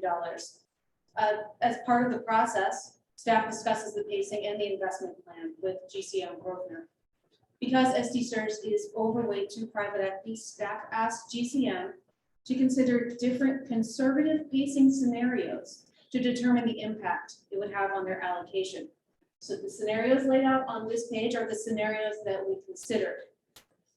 Scenario A is a flat case where we held the commitments steady and flat from last year. Scenario B takes that down, it's a reduction of $25 million. And scenario C, the low case, takes that down even further and suggests a $50 million reduction. So scenario B, or known as the base case on this page, strikes a balance between bringing the GCM Grosvenor allocation closer to the target while keeping the allocation steady in later years. And I can illustrate that on the next page of why that is.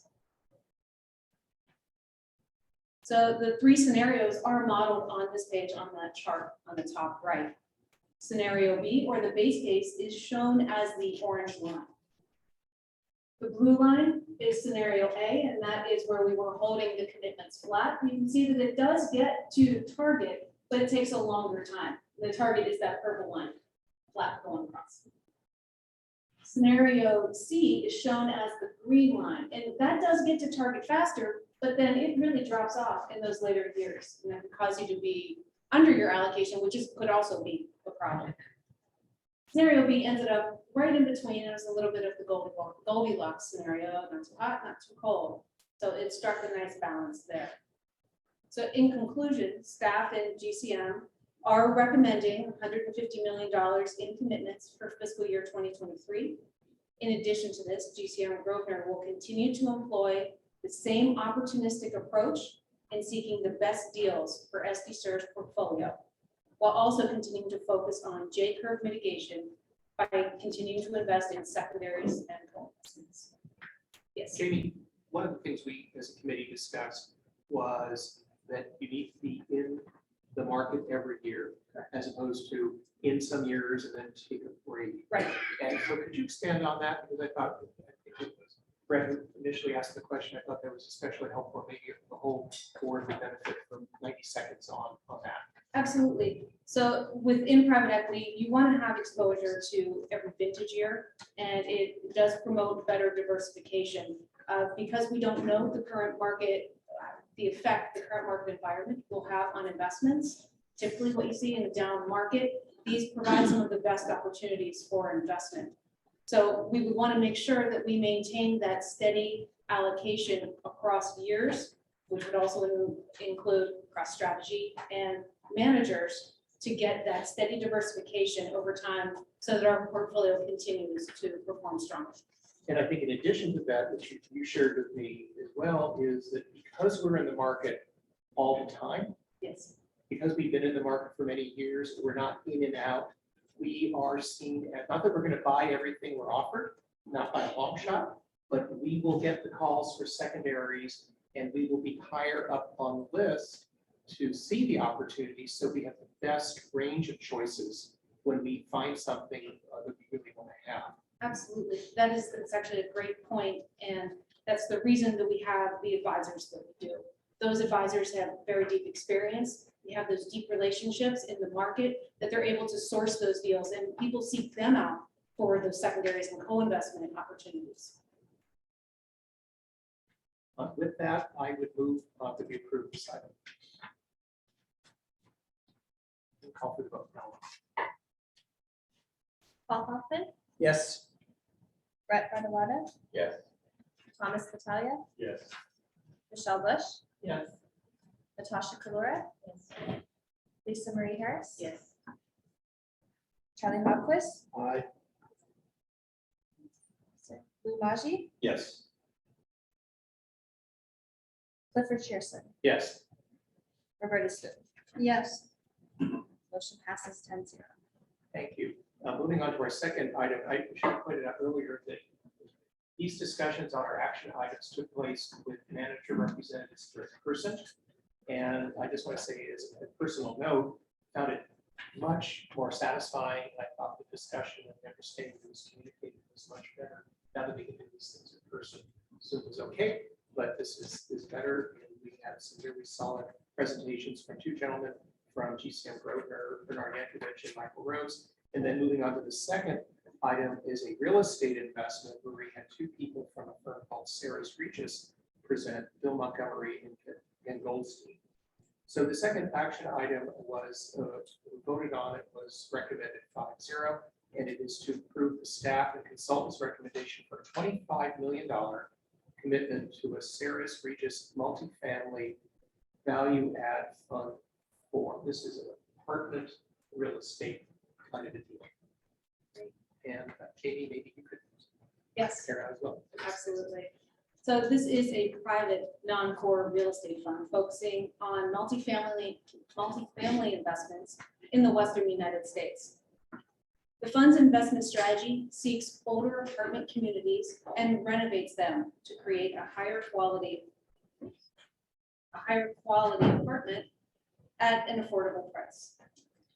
This allows them to compete with higher product within the market and gives the tenants a quality lifestyle but at a more affordable rent. The fund has an 8-year life with 2 one-year extensions and is targeting net IRRs of 9.5% to 12%. I think it's important to note that this fund does not have any development, which pushes it in the non-core spectrum down to the lower end of the risk spectrum. And so right now, I'd like to walk you through the rationale for this investment and why it's a good fit for SDCERS. So starting with that pie chart on the left, you can see that where real estate is, it's 11% target. And then breaking out that piece of the pie a little bit further on the right, to that pie chart on the right, the non-core piece where SDCERS Regis this investment would fit, fits into that light blue piece of the pie on the bottom there. So this becomes compelling because this investment will help to reduce the non-core underweighting and bring the real estate portfolio closer to its 30% target. Currently, SDCERS is at a 27% weighting within non-core, and this will help to lower that delta between our current allocation and our target.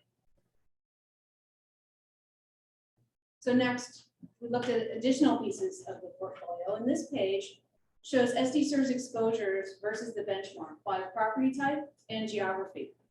SDCERS is currently underweight to multifamily and the US Western region. So let's start with that box on the top. Looking specifically at multifamily, SDCERS is shown as blue and the benchmark is shown as green. SDCERS is currently underweight to the benchmark. So why is this multifamily exposure important? Well, multifamily at this point in the cycle continues to offer compelling returns as demand for apartments remains high due to home affordability issues and higher interest rates. And currently, we're witnessing a trend where we're seeing a shift from home ownership to people who are beginning to rent by choice. So we want to have additional access to that. Looking at the box on the bottom there, that's showing the geographic exposure. And as you can see on those bars on the far left, US Western region, SDCERS is currently under the benchmark. Well, why is the West important? Well, the West is important because demographic trends indicate that the population is continuing to grow in the Western United States. This would also increase demand. And if we have that underweight, that could also cause a drag to our performance over time. So then finally, why SDCERS Regis? We've made the case for everything except why SDCERS Regis. SDCERS Regis is a long tenured experience. They have a long tenured experienced team, and they've been working together for almost 20 years. They have a strong track record of executing this investment strategy, and they have realized a gross IRR of 21.7% over their track record. With that, I will pause and see if there are any questions that I can answer.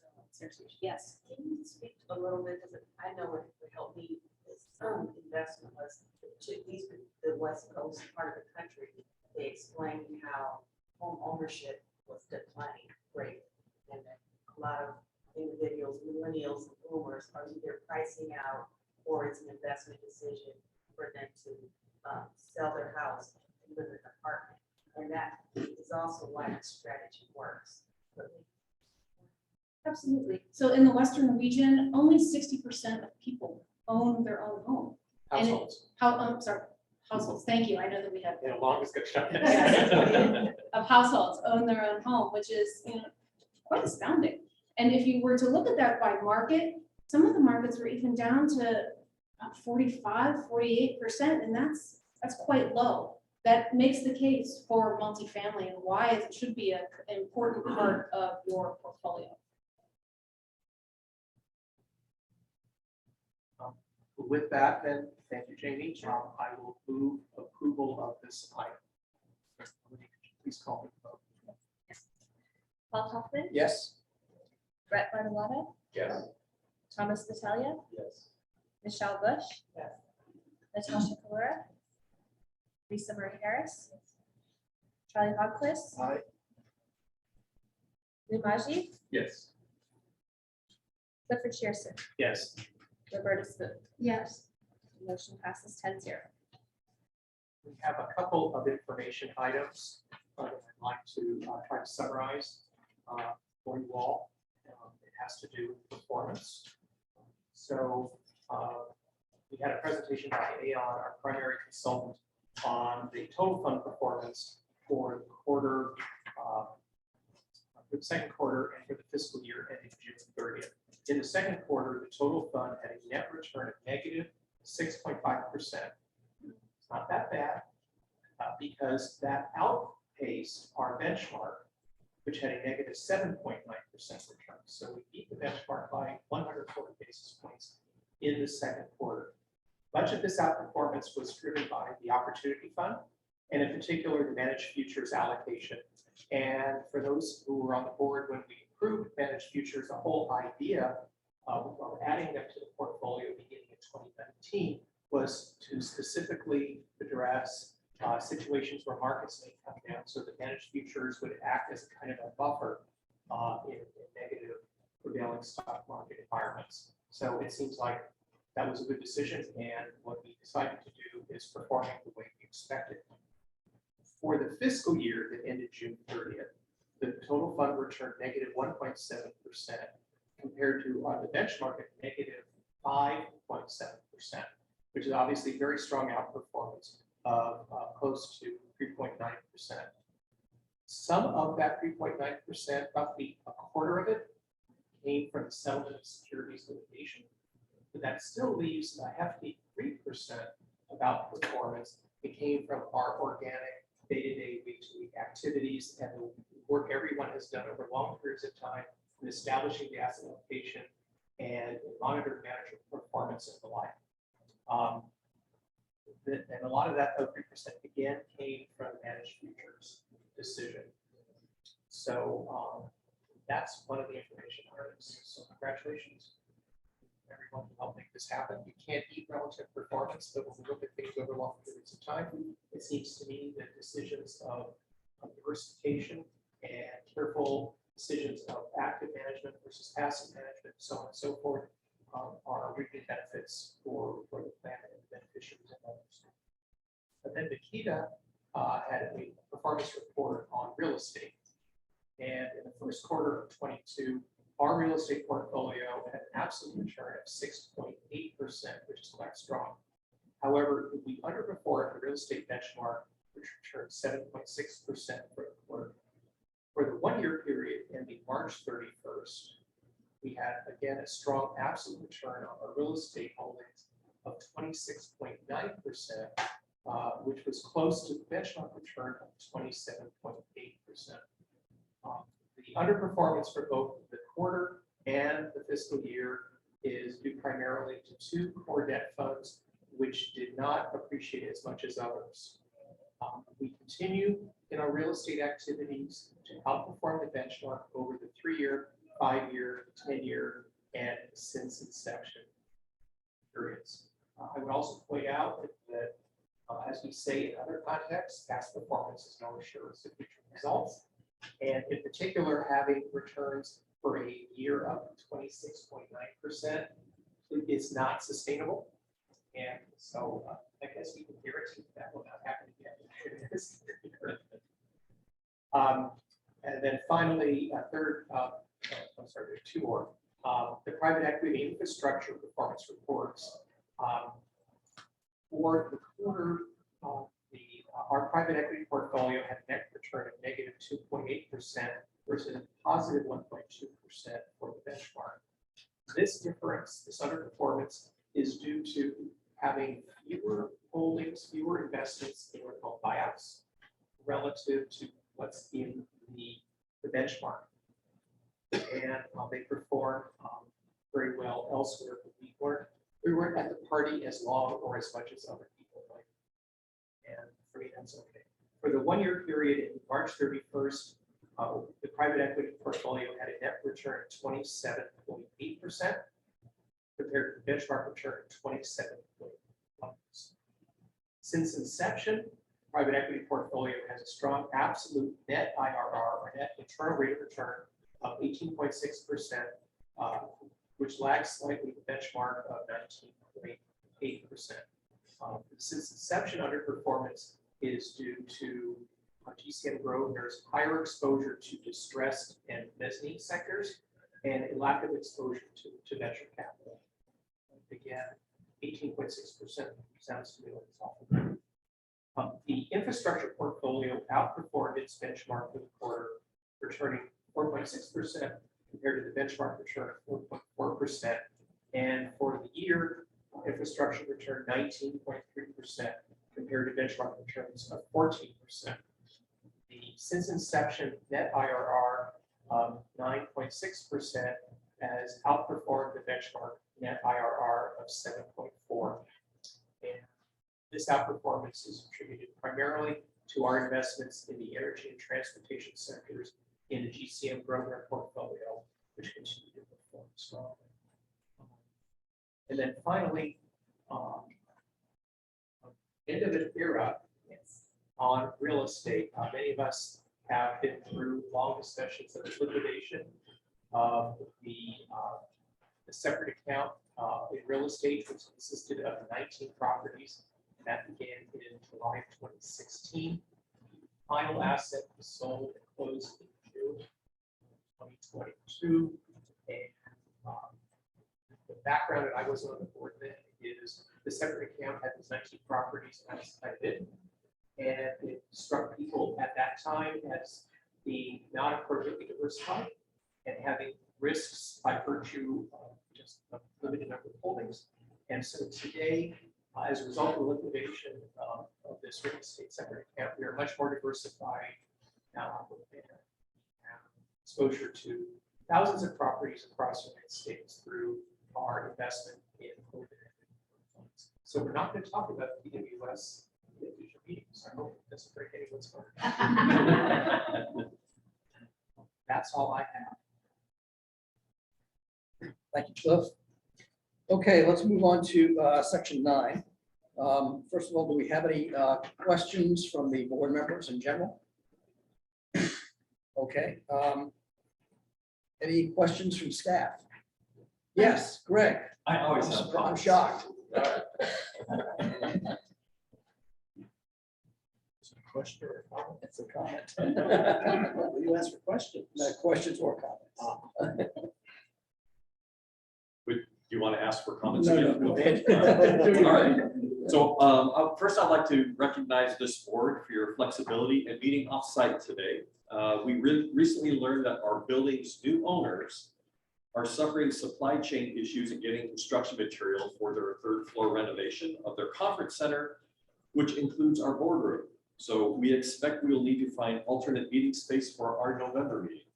And while I love this space and I love this view, regrettably, this room is booked for our November meeting. So we'll be experiencing something new for our November meetings. And as we get closer to those meetings, we find out where we're going to have them. We'll keep you in the loop. I would also like to recognize the board for 100% attendance at our Day of Education meeting this past August 24th. That was awesome. It was originally put forth as for some of our newer board members to get some fundamental education, and it was just very, very encouraging to have the engagement of the entire board. So thank you. Our day began with actuarial valuation training by SDCERS actuarial consultants Jean and Alice with Chiron. In advance of our November meeting, we'll be addressing the city's cost payment for the city's Proposition B employees joining the plan. Now, at the offsite at our Day of Education, there was a handful of board members that come up and said, "Great, this is a very important decision. We would really like to make sure we have plenty of time to consider and deliberate this." And based on our project schedule with going through the project, we're saying is we're not going to know if we're going to get Chiron's information till right before the meeting. And that doesn't give us a lot of time to deliberate. So our idea going forward is that we're going to have Jean and Alice come in our November meeting and present all the information and their recommendations, but we're not going to take any action. We are just going to set the table. And then Jean and Alice are already scheduled to be our January meeting to present our 2022 valuation. And at that time, we'll pick this matter back up again and talk about this Proposition B. What's the appropriate funding for the normal cost and any unfunded liability? And so that will give us plenty of time to talk, to let our stakeholders know what's going on, to give the board plenty of notice for people to ask questions so we can deliberate with our experts both at our November meeting and our January meeting. And again, if the board needs more time, we can take more time, but this is going to be our initial approach. And we also learned the most important rule in actuarial science: C+I equals B plus E. Next, we enjoyed a disability process overview with SDCERS Medical Review Officer, Sandra Clausen, who emphasized the importance of seeking the correct determination using the elements of disability. Permanent incapacity, causation, renders retirement necessary, pre-existing condition, and no nervous or mental disorder. This was followed by investment program basics and U.S. inflation presented by our SDCERS investment consultant, Steve Voss and Jazz Thandy with Aon, which highlighted SDCERS' strong investment program governance, board engagement, and a long-term diverse asset allocation being leading factors for the investment program's long-term success. And the closer, Johnny Tran, and his lessons learned from the city of San Diego's pension crisis, which reminded us, do not relive the past. A key conclusion is due to our strengthened funding governance, pensions are once again thankfully boring. Now, our reputation for getting the job done right is getting around as we hosted the Contra Costa County Employees Retirement Association for lessons learned in implementing a pension administration software system. And I would like to give special recognition to Michelle Wegner-Alecki for coordinating our whole team's hosting that day, and most especially sharing really invaluable, frank, in-depth conversations about program management implementation advice, you know, the kind of the lessons learned on what to do and what not to do. I also want to give a special shout out again to Johnny Tran, Victoria Fedelizo, Fong Win, and Monty Prieto for their valuable contributions during that full day visit. I would like to echo the congratulations to Ted and all sorts of different teams, including investment, legal, member services, and internal audit teams for getting the GFOA's Certificate of Excellence in Financial Reporting for last year's financial report. Nice job. And I also wanted to add a special tip of the hat to the audit committee, because we're all in that team together. I would like to recognize again our SDCERS Employee of the Year, Jessica Taylor, for her, even though her list of accomplishments is very long, there's lots of things we could talk about. It really, I think we highlighted her work, her creativity, her hard work in developing and delivering the Prop B seminars, and also just living her daily work lives according to our core values of customer service, accountability, professionalism, integrity, fiduciary, and transparency. So thank you, Jessica. I would also like to welcome or give you notice of two new employees. We have Jennifer Colvin. How do I say that? Colvin, Jennifer Colvin. She's so new, I don't even know how to say it. Jennifer Colvin, she joined us from the city of San Diego to serve our members in the call center. And she brings a wealth of client service experience, and we are really fortunate to have her on the team. And someone by the name of Karina Coleman, who's serving as our new Chief Investment Officer. I will share with you, Karina is really new. She's only been here a few weeks, but she is already making positive changes with her leadership. So thank you and welcome, Karina. I'd also like to recognize staff who are retiring. David Bond, our Chief Technology Officer, announced his retirement this coming January. And again, I have groveled, I have pleaded, I have thrown money at his feet. So no, he's retired. David has been a key factor in SDCERS evolution and success since he joined the team in 2007. He is the senior leadership team member, and his contributions will be greatly missed. So I had to go all the way back to our June 2007 financial report. There was Dave's name, but nobody else in this room's name is on that list. So we're going to miss you, Dave. But with Dave's departure, we are taking the opportunity to evaluate our IT staff. How are we staffed? How are we supporting this? And we anticipate adding an IT operations manager while Dave is with us. So this will be somebody in more technical support and helping us, which what I call the blinking lights. So that's what we're going to be doing. We'll be recruiting for Dave's replacement prior to his departure. I'd like to recognize our information technology team of staff and contractors for gracefully turning off the computer system safely and timely and bringing it back to life when our entire building shut off power between Friday, August 19th and Sunday, August 21st. And finally, in closing, I wanted to let everybody know we have a stakeholder in the room. I'd like to honor, respect, and recognize Tony Hancock in the back of the room. A current director and a past president, not once, but twice. Tony is one of the rare people that has served as president twice for the retired fire and police on their executive board. So thank you, Tony. Good to see you. And with that, I'd be glad to answer any questions, but thank you very much for the time. Thank you, Greg. Okay, we're going to move to section 10, which is a closed session. So for the staff, consultants, and visitors not invited to participate in the closed session, we'd like to ask that you all leave the room. And Melody, if you could strike the set and please stop the recording while we're in closed session. Okay, everybody here? Are we waiting for Zoom here?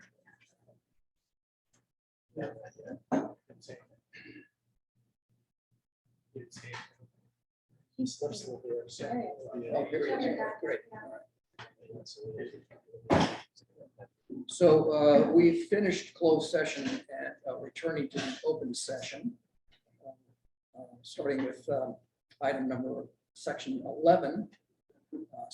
Are we recording now? Perfect. Thank you very much. Johnny, can you give us a summary of the closed session? Yes, in closed session, the board voted 9-0 to retain the Newton Lance law firm to defend SDCERS in the action of Hoot versus SDCERS. Those in favor were Kaufman, Harris, Barlotta, Battaglia, Bush, Hotquist, Nagy, Shearson, and Spoon. There was no other reportable action. Thank you very much. Good. Okay, let's move on to the final section here, which is number 12, the public employee compensation, where we'll discuss the consideration for the compensation for the chief executive officer. I would like to recognize our SDCERS Human Resources Manager, Colin Brazil, to give us a summary of the salary performance review. Absolutely. Good morning. So every September annually in open session, the board's responsibility is to vote on any proposed adjustment to the CEO's salary. I provided you all with a salary study that I did to assist you with that.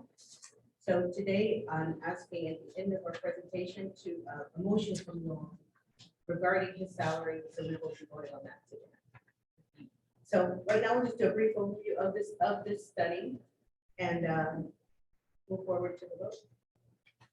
So the data in this study was provided by all the HR departments from all of the different systems. This year, everyone responded, which made me so excited because I'm finally building up my network. So everyone responded, so everything is accurate as of right now.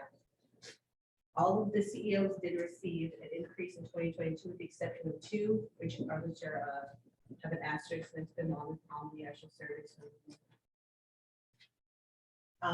The report identifies agencies that are similar in size, larger and smaller. It's in order by salary, but also are the assets, the number of employees, the time of service, and the Social Security, whether or not they receive that. Just so you will know, in terms of Greg's salary, currently, all of city employees received a cost of living increase on July 1st of this year, 5%. Which brought Greg to $339,144. The actual salary ranges were also increased for all of the unclassified managers. So Greg's max range now is $424,736. So that's pretty much all I have right now. And at this time, like I said, I'm just requesting a motion to either increase Greg's salary or leave it as is. I'm here to answer this question. Colin, I think there was some additional information that came in from LA County. Yeah. Could you share that with the board? So I was requested to find out that LA County is not on our original survey. And so FYI, I did look up that information, and the CEO there currently receives $447,976. Their assets are approximately 70 billion with 530 employees.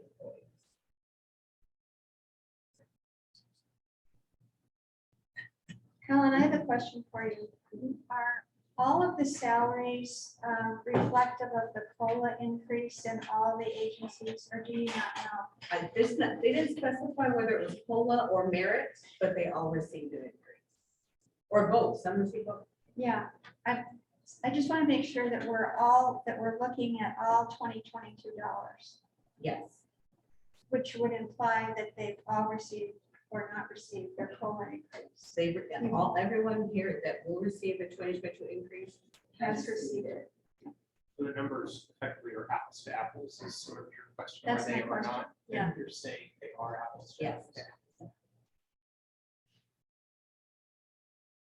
Well, I would ahead. propose Given that all direct reports and management employees here received a 5% performance increase, that we increase Greg's compensation to $360,000.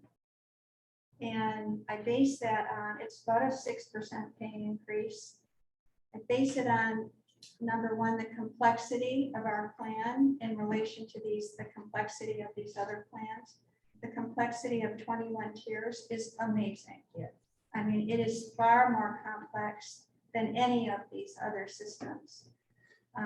The issue of Proposition B and the smoothness with which that is occurring is completely attributable to Greg and his leadership. Obviously, he has a tremendous team that is behind him, but without his strong leadership, it would not be moving as smoothly as it is. Of course, the volatility in the market and the changes in the investment and the replacement of the CIO director was very significant this year, and we still have those issues, those issues to work through. COVID, the impact of COVID, I call this the trifecta of unfortunate events, which is a book.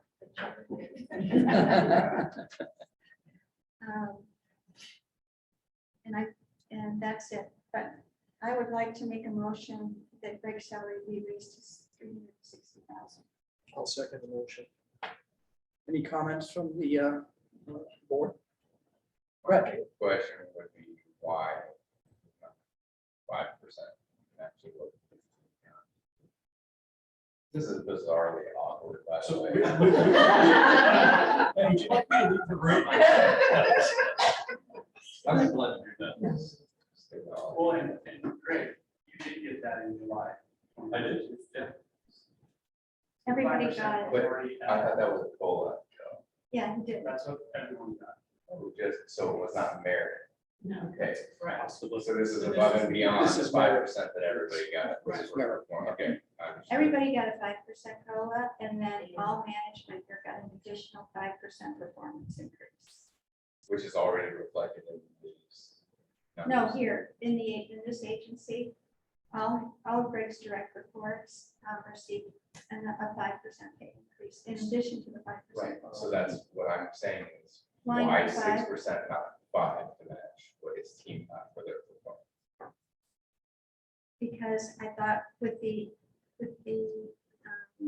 impact of Prop B and COVID, the move, the leadership that's required, I thought it was worth an extra 1%. Plus, I like the an even number. Can I ask who made the second? I Sure. Charlie, thank you. Okay, no more comments? Going once, going twice? Okay. Could you please call the roll? on Yes, this? I can. Paul Kaufman, Yes. Charlie Hogquist, Aye. Roberta Spoon, Aye. Lou Maji, Yes. Clifford Shearson, Yes. Michelle Bush. Yes. Brett Bartolotta, Yes. Natasha Kalura, Thomas Battaglia, Yes. Lisa Marie Harris. Yes. Motion passes 9-0. Thank you very much. Congratulations, great. And it'll, yes, and it'll be effective on the beginning of the next pay period, which is September 17th.